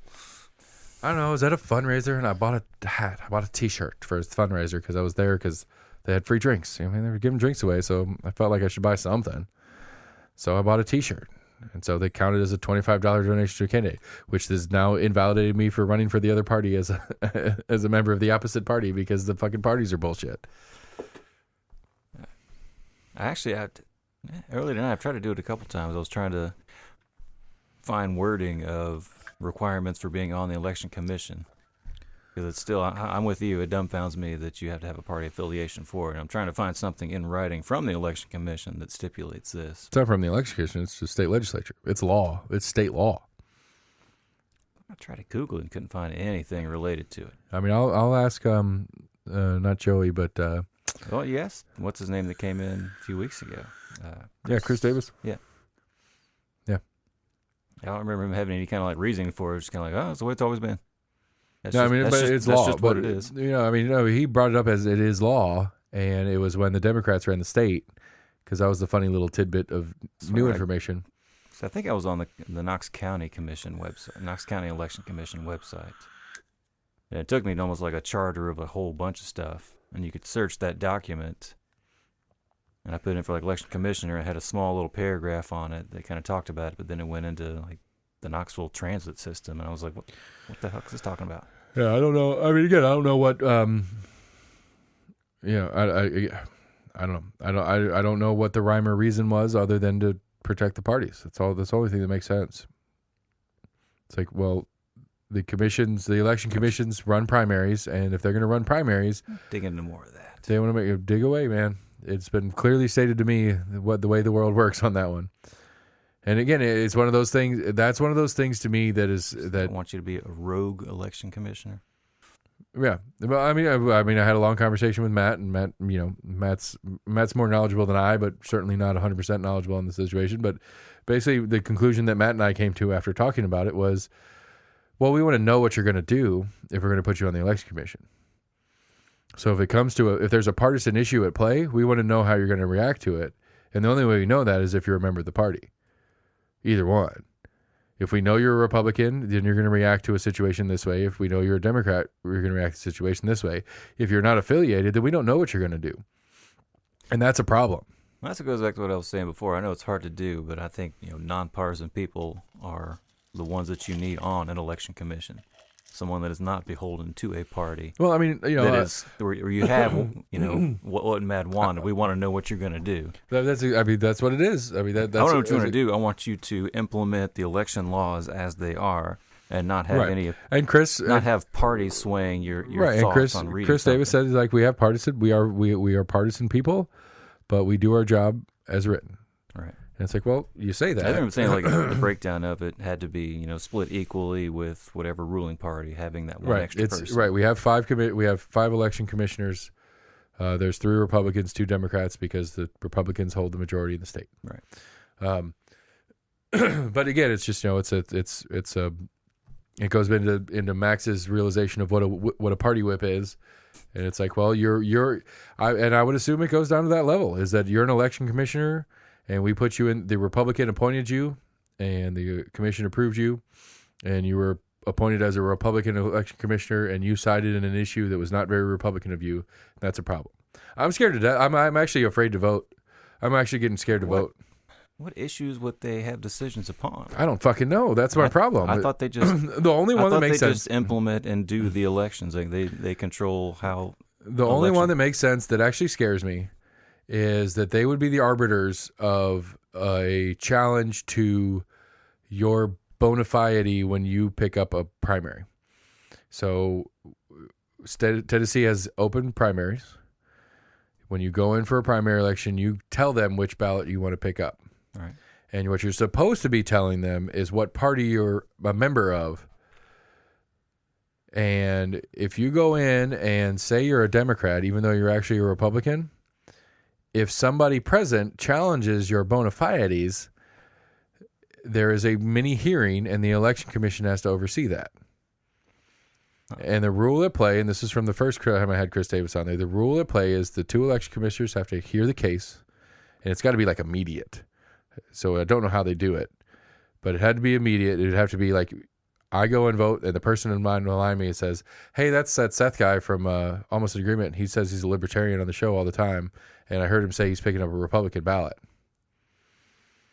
And then it would go before them, and they have to agree, which, again, it's one of those things like it's designed to fail, because you have to have the Democrat and the Republican who are automatically going to say the opposite of what the other one says. but they have to agree that you're not a bona fide member. Because think about it, like in the more likely scenario that you're a hardcore staunch Republican, but you pick up a Democratic primary to throw off the general, right? Which you're technically not allowed to do. Right, which is a felony. Side note, it would be a felony to pick up a primary against yourself by rule. It's like a Class D felony or something like that. I don't remember exactly what it is. But anyway, so if I'm a registered Republican and I go in, well, you're not a registered Republican because you're in the state of Tennessee. But if you are a Republican functionally, and you go in and you to pick up a Democratic ballot because you want to fuck with the Democratic Party on the primary, I would think it would only matter if you were a. You don't register in the state of Tennessee.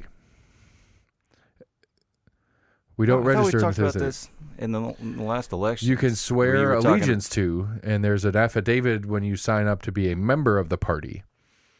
But to be a Republican voter, there's no paperwork or anything. So anyway, the point of the story is that somebody in line calls you out for doing it incorrectly, and then there's a Republican Democrat that is going to hear your case. Well, the Democrat's going to be the one that's like, no, you're not a Democrat. You shouldn't be picking up a Democratic ballot. You're just doing this to fuck with our election. Well, the Republican's going to be like, well, cool, fuck with their election. So they're not going to agree on it, so you're going to get what you want. Like it's designed to fail because the Republican and Democrat have to agree that you're not whatever one you say you are. Gotcha. And they're gonna lean to whichever one benefits them. And so if you're the Republican fucking with the Democrats, the Republican's gonna be like, well, yeah, I know he's a Republican, but I'm gonna let him do what he's doing because it's good for us. And realistically, the only people that's really gonna fuck are people like me who are clearly and vocally not either. And I'm gonna go to an election and get a felony on my record because I'm gonna pull a Republican primary because we're in the state of Tennessee and I want to vote for the primary who is going to eventually be the winner of the general, because that's where the real election happens in a lot of Tennessee, so like the Manus or the Manus Oster situation, as it turned out to be correct, that primary was the eventual winner of that seat. So it was more important for me to pick up a Republican ballot in the primary because Manus Oster was the winner of the general. Virginia was great, but she wasn't going to win that race, and so I picked up the Republican primary because I wanted to get against Haggerty, and I voted for Manus, and I can't remember, there was one other one on the primary that I wanted for that was on the Republican side of the primary because it eventually turned into where it went. Right. But anyway, it's bullshit. It's just fucking bullshit. It's not designed for me and you to get better people. And Eric Wader put it to me best. Like he put it to me best. And what the problem with the Republican Party and Eddie Manus is he's not doing what he's supposed to do. He is that thing that they're afraid of. He's a Republican, but he's not acting like one. He was against the LGBTQ school sports thing that the GOP wanted to have passed. Right. Like he's done things that aren't very Republican. Got signed into law. Right. But that's a problem for the party. And I get why it's a problem for the party. But it's not a problem for me. I don't give a shit about his party affiliation, whether the party likes him or not. Right. And so he's voting. He is making decisions on certain issues that I agree with. And I support that. He's making certain decisions on certain issues that I don't agree with. And I'm bummed about it. But of the other people in play, I don't know that their decision on the same situation was going to be one that I liked either. So I don't know. I'll take the one that's got more, that is more likely to agree with more things than with me than not. And that's where I sat on him. It's like, I don't give a shit that he's not really a Republican or not. And I mean, really, I don't know. The fucking LGBTQ issues. It's like, why is it a Republican Democrat issue? It's a who gives a fuck issue. Stop caring about people's. Did you look at that bathroom bill I sent you a text about? I did, but I didn't. I just skimmed it. The wording of it was really weird. And the way that our local rep was representing it was very vague. Is this a Zachary one? Yeah. I need to get him in here. I was trying to remember if you had him on or not. No, I haven't had him yet. I got Frisbees in the yard that I got at the parade one year. The parade came by your front yard and they just threw a bunch of Frisbees in your yard? That's littering. That's $1,500 fine. Did you watch the commission meeting that got interrupted? No. That reminded me. I don't think I've ever watched any Beeler? of those. I think it was Beeler or Bustler, one of the two. He's a big litter guy, and I give him that. I was like, it's cool. He's not. He's a big litterer. He loves littering. He just loves throwing shit out his window. Anyway, I do what I want. do you remember when we used to be like we had that one house that we picked on? Anyway, and so like he's like so pandemic shit. Apparently, one of the standard rules that the judges used to use in like DUI penalty was litter pickup, and some CDC stuff's in the way on that. And some other shit's going on, and apparently some legals changed where they're not allowed to do that as a penalty as much as they used to. And so he's trying to start borderline chain gang. He's trying to start a litter court, where it's like the way he presented it in the meeting was, if a city crew is going down the street and they pick up an Amazon box that has your address on it, they'll get a ticket. You'll get a ticket, and you can either pay that $50 ticket, which will help us pay crews to clean up, or you can do 10 hours of community service, which will be litter pickup. I would think in legal standards, it's on their burden of proof to prove that you littered that. Right. And it wasn't in the back of a, city truck that didn't have its flap over the top of it. Even and better. It flew out. Right. That is an even better example than I was thinking of. Like, that is a beautiful example. Some city fucking trash truck picked it up and didn't do a good job compacting it, and it fell out of the truck while they're driving down the street, and you're getting a fine for it. But my joke on it was like, well, is like McDonald's and Cookout? I did see you commented something about that. Are we going to go hit McDonald's and Cookout up for every one of their fucking cups that's on the side of the road all the time? No, because it's not their fault. It might be an employee of that place on their way home from work throwing their cup out of their window or something like that. Or some punk ass kids in high school driving around and just throwing trash in one individual person's yard. I don't know what it is.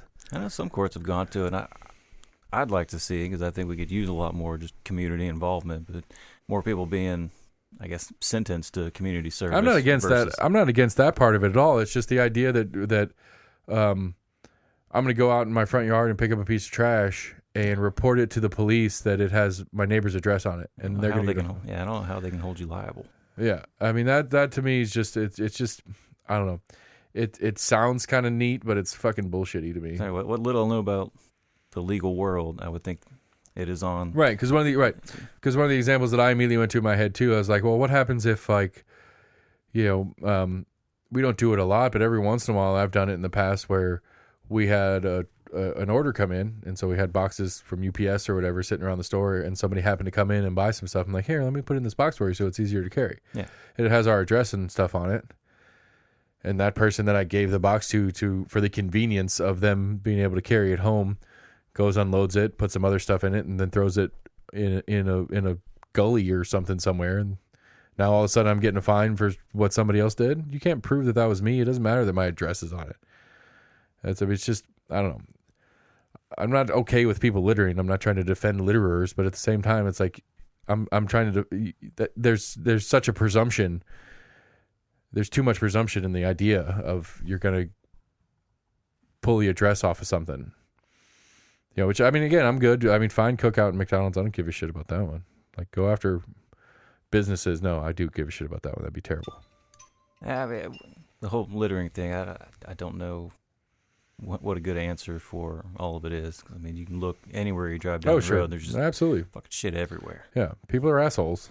I don't disagree with that, but that I don't find that as a functional solution to it. Right. You need to. I mean, I don't know. You need to do something better than that. Just need more cameras. Get the fucking drones out and fly the drones around, and have a drone come down and take a picture of a license plate when you see it thrown out the window. I'm kidding. That's a terrible idea. Don't fucking do that. That was a joke.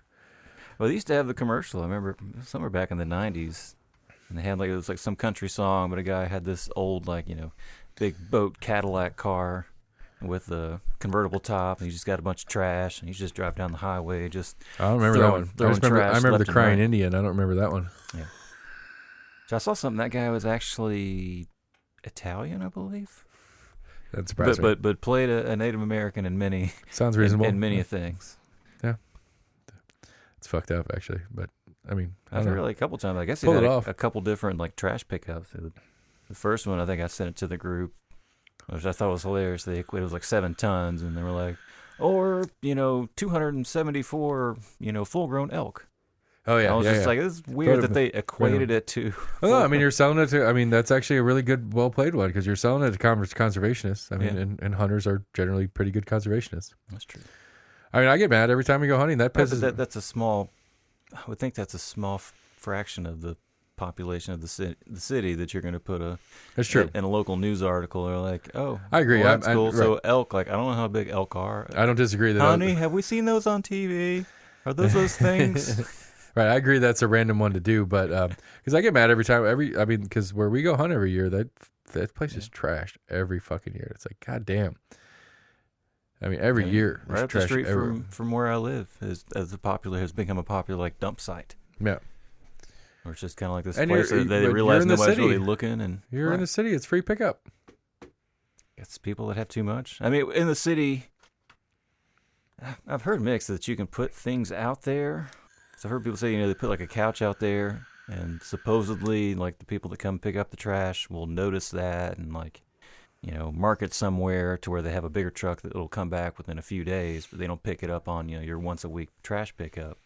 But according to the city, anything that you throw away has to be inside of it. I don't even know if. I'm assuming they'll still pick it up if the lid's up a little bit. I don't know, because I had a couple of bags of trash in the back of my truck one day when I was picking up the kids, and because I'm in Morel right here is city, and my neighbor friend was like, "You want to throw that in my trash can?" I was like, "Yeah." He's like, "Oh wait, no, it's too full." He's like, I was like, "What?" He's like, "It can't be open." Yeah, like he said, it can't be propped open on it. Yeah, I've never tested them on it. I'm assuming if it's cracked a few inches, their little arm is still able to grab the damn thing, and like no human has actually had to touch it. I guess it's whether or not if it's too high in there and the arm thingy grabs it and it shakes it off the top anyway, or they're not going to go pick it up. Right. But again, that's going to be sitting in your fucking driveway. You're going to pick it up and put it back in the goddamn can when you're picking the can up to take it back to the house.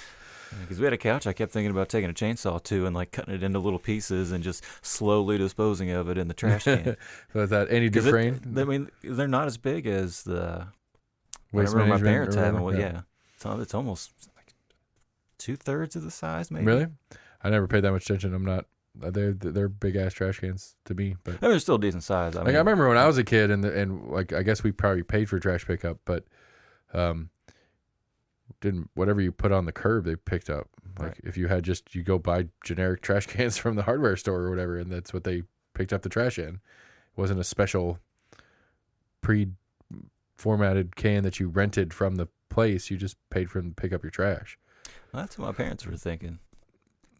They're like, I think we can throw the couch out there. I'm like, I don't think they'll pick up the couch. I don't think I don't think any of the private companies will do it. Right. Which would be your mom. Yeah, I don't think I don't know. This guy Kyle Ward I've talked to a couple of times. He might know the answer. He'll sell you on a deal. He'll probably do it. It's just you'll have a fee. Like I know, like on dumpsters, you get a schedule and that's X. So like it's like $100 a month, and they pick up your dumpster once a week. Right. But like if you have a special something that you do, like they've got that same law a bunch of stuff where your lids aren't down all the way, they'll charge you an extra $50-$75 for you overfilling it. But like if you need it picked up an extra time during the week, you can call them like, hey, we had something going on, we need you to pick it up again. And they'll charge you for it. They'll charge you for it. Right. And so I would assume a couch that doesn't fit in the can counts on that. Yeah, sure, we'll just throw it on your next bill. Yeah. Like, like the $1,554 for my fucking wastewater. Yeah. Bullshit. We got to talk about trash. We got to talk about everything. We got the cop. We talked about the cops shooting each other. And again, I don't know. Again, it's this. I don't understand solutions. Real conversation about real solutions, because it's turned into a gun conversation. It's turned into a cops are bad people conversation. I 100% think there's a problem in the relationship. That's one of my biggest things in this kind of conversation. There's a problem in the relationship between cops and citizens. That's grown for years. Yeah. Jimmy Dore put it best. And it's not a new idea, but I think there's a community issue where, what policing should be realistically is the community is telling the police what they want them to do, not the police come in and tell them how they're going to police. There's obviously some gray area in that statement. It's not like, oh, well, the community says that we're good with people shooting each other in the street, so the cops aren't going to stop them from shooting each other in the street. Right. There are general law stuff that should be in that. But, I mean, at the same time, it's like, are we going to bust every kid that's got a joint on them? Are we going to bust every kid that's got this, that, the other? What are we going to do about this kind of stuff? This kind of overarching standard, it's the same everywhere kind of thing, which it never is anyway because of whatever discretion the cops have on a day-to-day as it sits. It's like that should be more community-based. Like if we're, we don't need to be busting every fucking kid with a fucking joint. We need to be worried about this, that, and the other. Like you got a kid out past curfew, you pick up a kid that's supposed to be in school and he's playing hooky or whatever. I don't know what the law says it's supposed to do with that kind of situation, but it's like, I don't know. That's something that we as a community could do. That like maybe a county commissioner is kind of like a mini police chief for their district, where it comes into, we go and we like, this is not that big a deal here. We need to chill out on this. We want this as a community. I know, like New York, they talk about like they call it borough commissioners, and I'm assuming that's probably our equivalent to like a county commissioner for that specific district. Well, because I think they're just that much more compact. Where I guess it ends up being, a 2 or 3 block radius ends up being that borough commissioner. Right. There's enough people there that count. Right. But again, to me, it's the same thing as like I think you should live here. If you're in a cop here, if you're going to be a cop here, you should live here. Whether we subdivide it by county districts, if that's the way we want to do it. Like if you're going to be a police officer and if you're going to be a Knox County Sheriff's officer, you need to live and work at least in the county, if not in the subsection of the county that you work on daily. I could agree on some, again, exceptions being, like detectives or, some of the more auxiliary stuff, but a regular beat cop needs to live in the fucking neighborhood he works. He needs to know the people. I think that's one of the biggest things is he needs to know these people that he's interacting with on a daily basis, because there's a lot more trust that's going to come along with that. Right. I know the guy. I see him every day. I see him every couple of days. He's around. There's, obviously that's more than a guy or girl, excuse me. But, there's this group and they do things. And like when we have an event, like when we have a parade, because we do our community Christmas parade or we do our community 4th of July parade, these are the cops that work it because they're our friends and neighbor cops, right? Not some fucking random cops that live in Blount County coming up to work the thing. They're Knox County Sheriff's officers, but they live in Blount County. They don't know any of us. They don't care about any of us. There's no connection here. They're just doing the thing. Hey, some of that comes down to, maybe you've got a KPD officer that wants to live in Blount County because property taxes there are cheaper. He's like, hey, it's a 15, 20-minute commute for me, and I'm paying less than taxes. Right, and I respect that as a premise, but I don't see why that couldn't be an exclusive. I would be perfectly okay with the idea that could exclude you from the job. I don't remember. I want to say, because I know a lot of apartment complexes, you'll see, 2 or 3 police cars there. And I want to say they get like a discount. I don't think obviously, I'm assuming it's not free, but I think they get a discount for living in the apartment complex, because they are landlord. That wouldn't be a bad turn move. into Sure. a community officer for that apartment complex. Yeah, that would be an incentive. An incentive for that. Yeah, if you own the apartment complex, I'd see that as a pretty good mutually beneficial agreement. I agree. There's a lot of people that have talked about, that kind of quote unquote community policing of having at least similar people in. I know the few people I've talked to were like the county sheriff's department. I think they did generally have a district that they stuck with, but I think every once in a while, they would go to the other areas or zones or however they divide them up as far as who they send where on different days. Because obviously, people are going to have vacations. You're going to have to move I think people around a little bit. But it does help give that a little bit more faith in the community. I'd be curious. I'd be curious to know, maybe if I get the sheriff in here ever and talking about it, like, I'd be curious how big a beat is. Like, obviously, like downtown, they're probably smaller. Certain sections of town are probably smaller. Yeah. Are they driving around in circles for an 8-hour shift, or?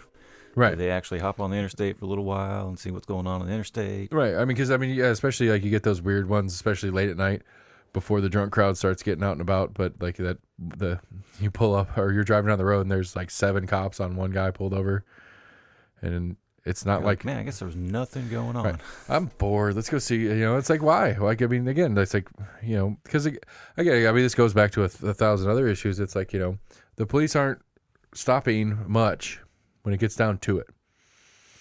they're reacting to. They're not stopping a thing from happening. They're reacting to. If they're stopping it, they're stopping it over the threat of what will happen if you get caught doing the thing. But they're not stopping it in action. How many, like in a terrible, probably in poor taste example would be like if this Anthony kid was about to walk out the hallway and shoot his teacher.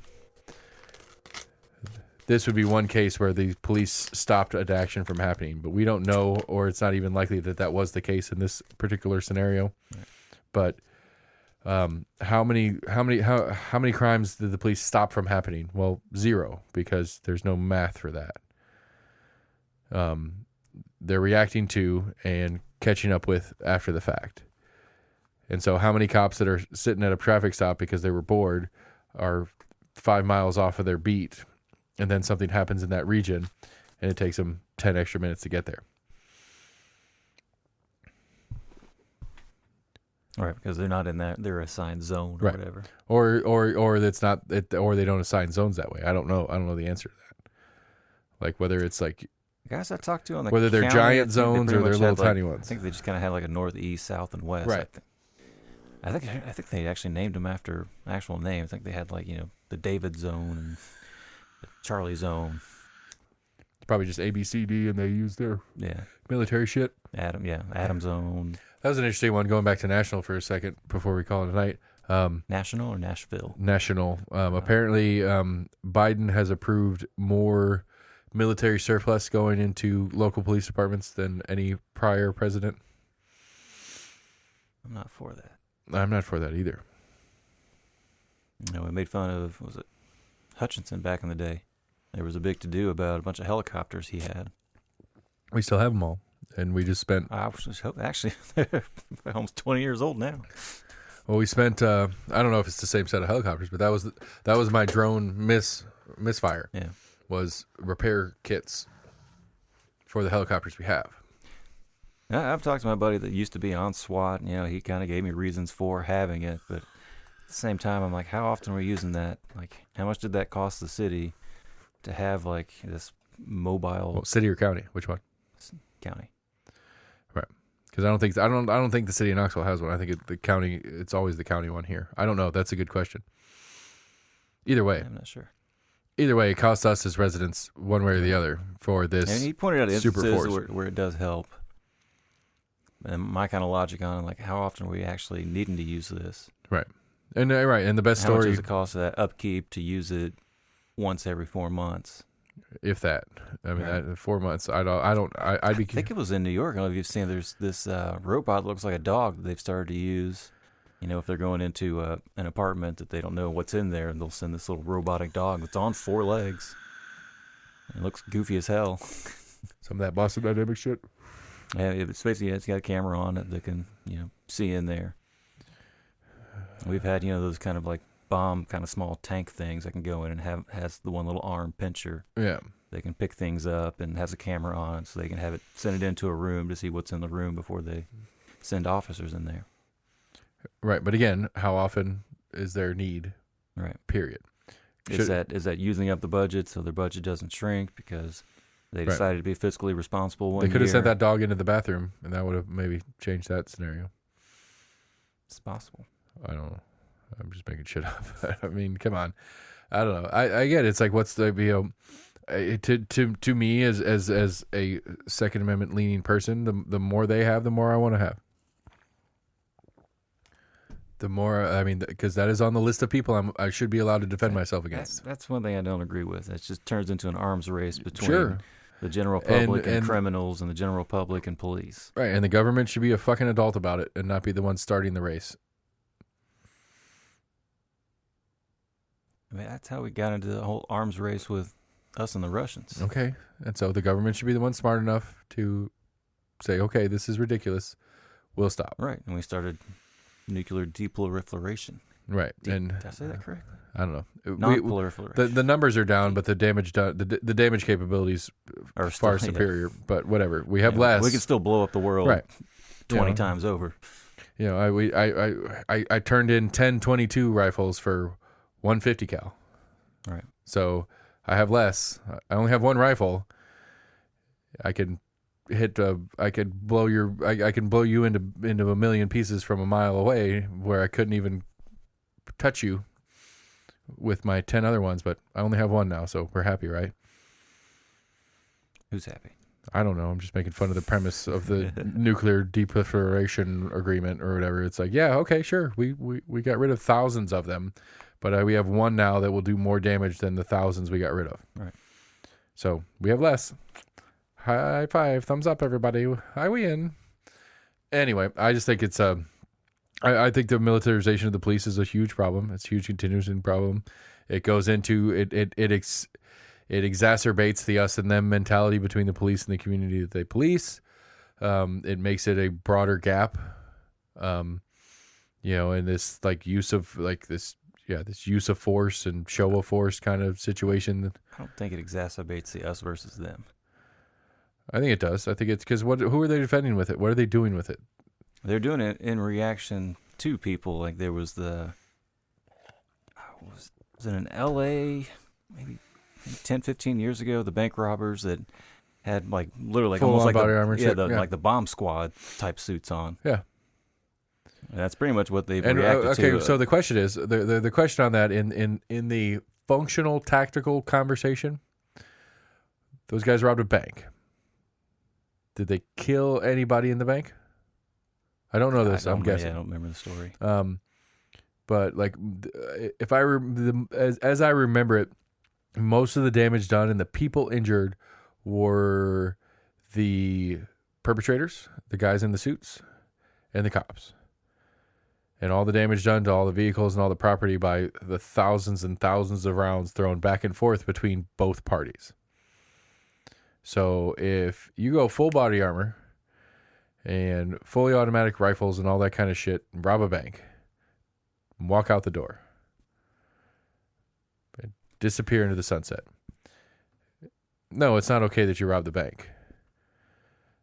But if the police force goes, fuck, we can't do shit about those guys. Let's clear the place out. Let's keep our distance. Let's keep them from getting any closer to anybody they don't have to. Let's make sure no random people wander into the scene. And let's let them move along their business and not have a shootout with them in the fucking middle of the street. It's probably a positive for all players involved. Let the robbers move along with their business? Yeah. What good did it do to have a shootout in the middle of the street? Are we saying that our detectives aren't capable of figuring out who these people were and finding them? Could we have just let them go and found them later and not had a huge shootout in the middle of the fucking street? You could make that argument for many of crimes. I mean, they've done it in high-speed chases where the high-speed chase has gotten so dangerous that cops have been like, we're calling this chase off. Right, and that should be the more standard action. I think that's one of the problems. We had we had another one in LA where they were chasing some guys that got in traffic. So you're advocating for backing off, but at the same time, in traffic. Okay, so you're advocating for backing off in situations, yet at the same time you're advocating for increasing arms. So we need to have an arms race between criminals. No, I'm not advocating for increasing arms. I'm advocating for the cops stepping down what they have, so I don't feel like I have to have more to fight with them. If they can have it, I should be able to have it. If that's what you're referencing as me advocating for something, then sure. No, I was just trying to get to the bottom because you talked about it before. But my point is that I am supposed to have the right to defend myself from anybody. The cops count. There's people I'm allowed to defend myself from. Okay. That's my point in that. But to go to the specific example is I think the need and desire to just the availability of the weapons to have a standing shootout in a situation like that one you're talking about, that bank robbery with the full body armor thing, right, did more damage because they had the fucking shootout. They didn't need to have the fucking shootout. If they didn't have the shootout, much less other damage would have been done. Yeah, the money got stolen from the bank, but all the cars and all the cops that got shot in the process and the perpetrators themselves that got shot in the process and all the passerbys and all the damage to all the buildings around it for all these fucking stray rounds that the guys throw out, all of that was because of the standoff that didn't need to happen. I mean, how are you to know that standoff wouldn't have just gone down the road? Okay, they let them get into a car and leave. They've still got to follow them. So then all you're doing is moving that crime scene somewhere else. Maybe. So eventually they've got to stop them at some point. So eventually, if it... Why? What do you mean they have to stop them at some point? What is that? What is this? They have to stop them at some point. Are they going to just up and vanish and disappear? It's very possible. Many people have done it. You know how many unsolved crimes there are out there? I suppose, but is you so, suppose? Yes. So that's okay. So let's if you let them go, they are gone. Right. Fine, let them go and they're gone. Let's have a real value conversation about what's happening here. How much collateral damage was done with the shootout in the fucking street versus property damage and loss because of the crime, the original crime?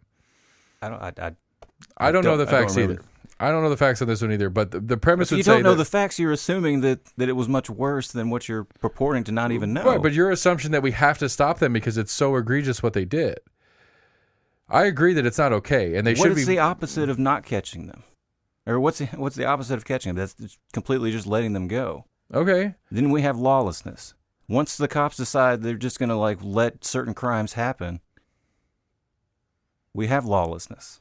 Okay, but I think there's a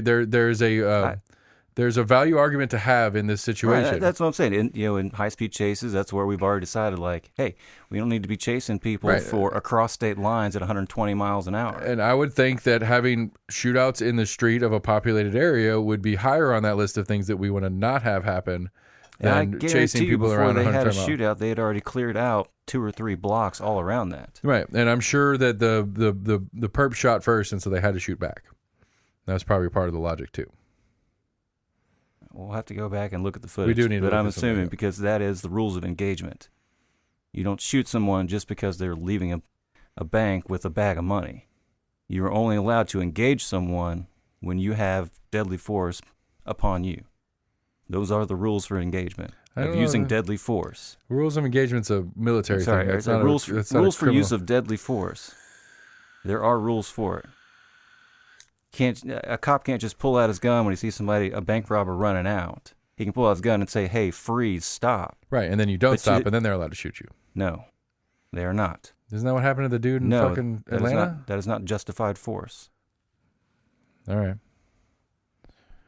That is not justified use of deadly force. Well, how many cops that have used that deadly force have gone to jail for it? That's a shift in topic. It's fucking stats we don't have. It doesn't matter. Right. I mean, that's an issue. That's one reason why there is the BLM movement, because qualified immunity is fucking dumb. Militarization of the police force is fucking dumb. I mean, qualified immunity is especially dumb. It doesn't even make sense to me. What's the point?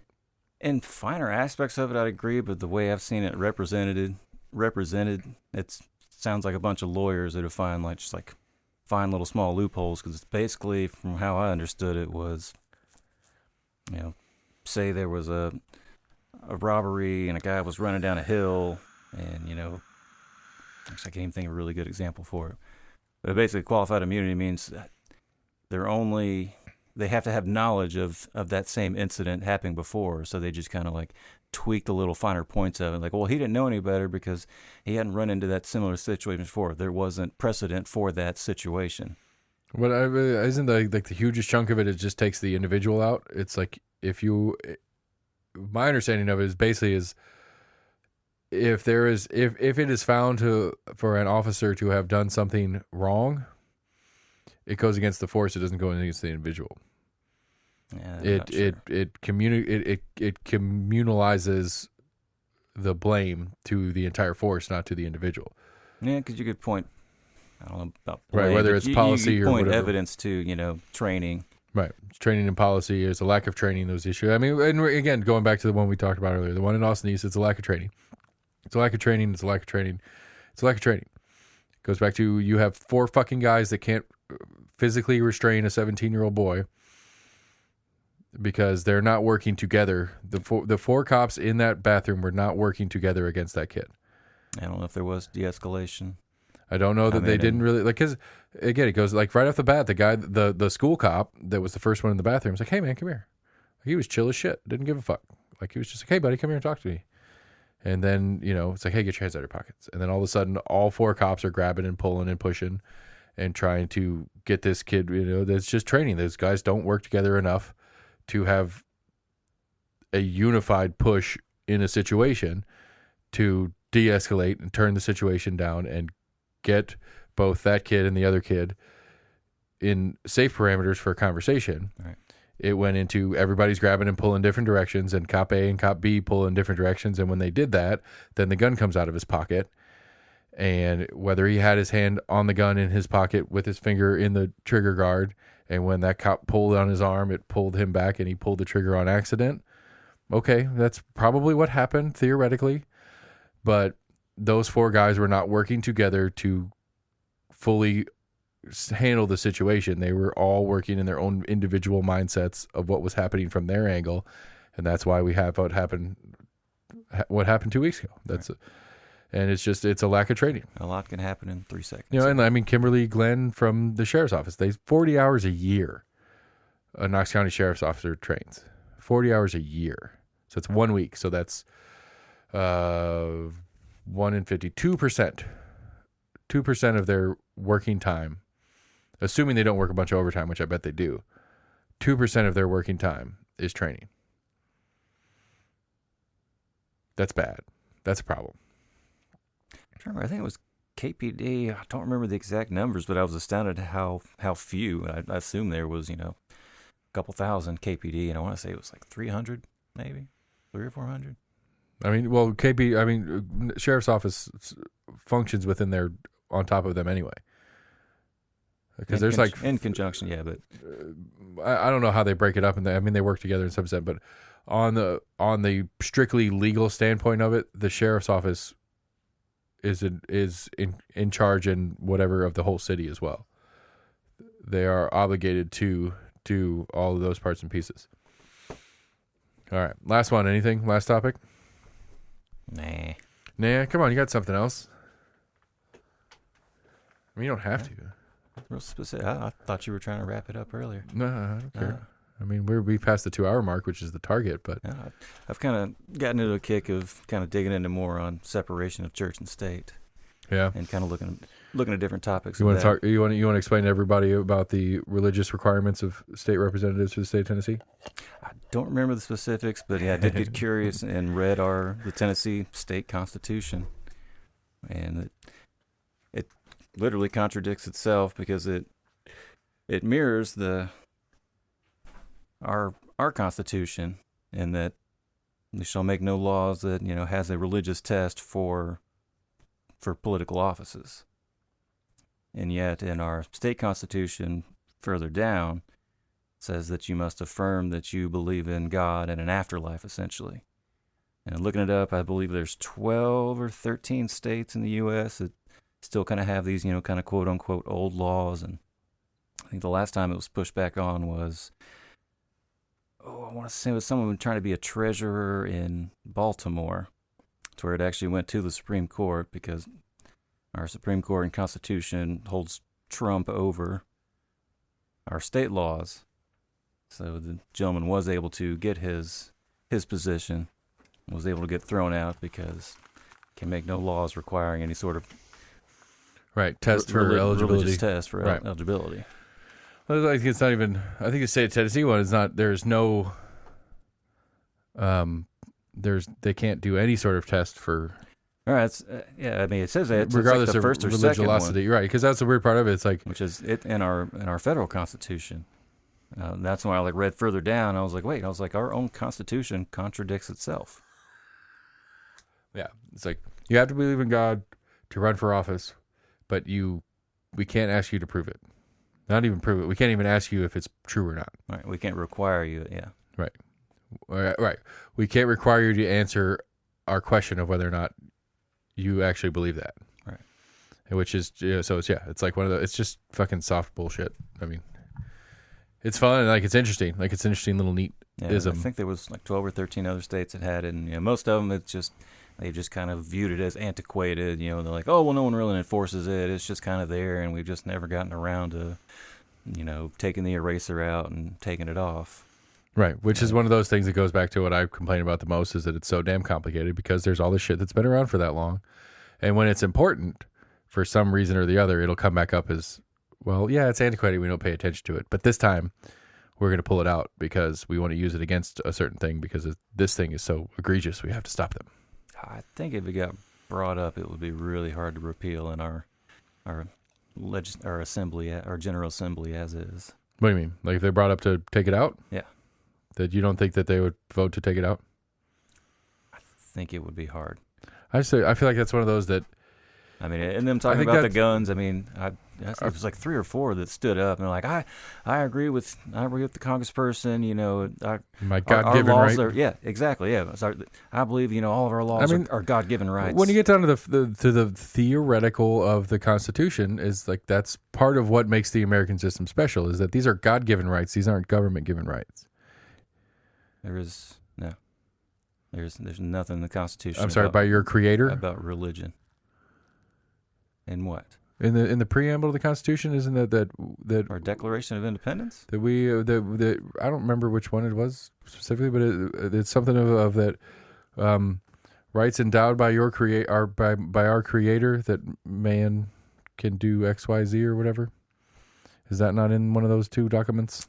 Pretty sure. Actually, I read through the Constitution last night, but it said it was the original form, because they kind of changed a few things, but that was the original that was written down on parchment by, I can't remember the guy's name. And I saw no mention of any religion whatsoever. Fuck. It's a book that I've been meaning to go buy. It's actually called The Founding Myth. It's talked about that. And how it's just kind of like that myth that everyone just believes in, the U.S. was founded as a Christian nation, which is...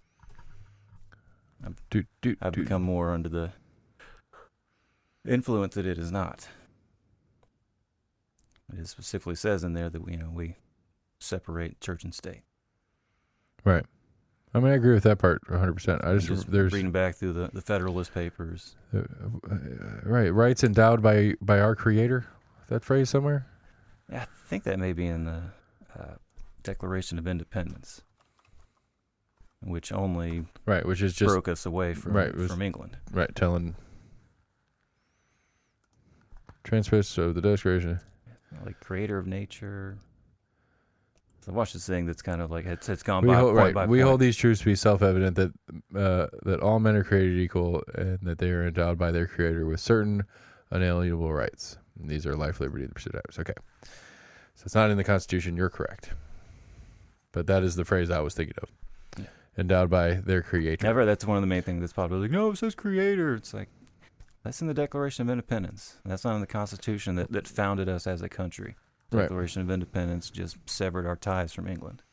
But I mean, it's still a founding document that the Constitution goes to follow up into a more specific set of rules, regulations that we are going to.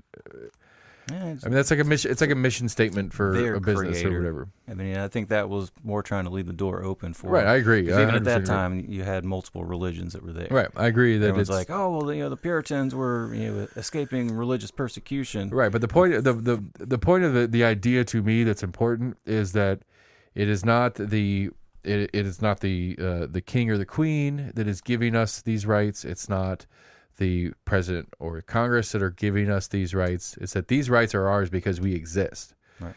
That premise that's why the Constitution out we the people. Right. That premise is what is the important premise of it, is that these rights to you as an individual exist because you are alive, not because the czar says it's okay, or that the queen says it's okay, or that the dictator says it's okay.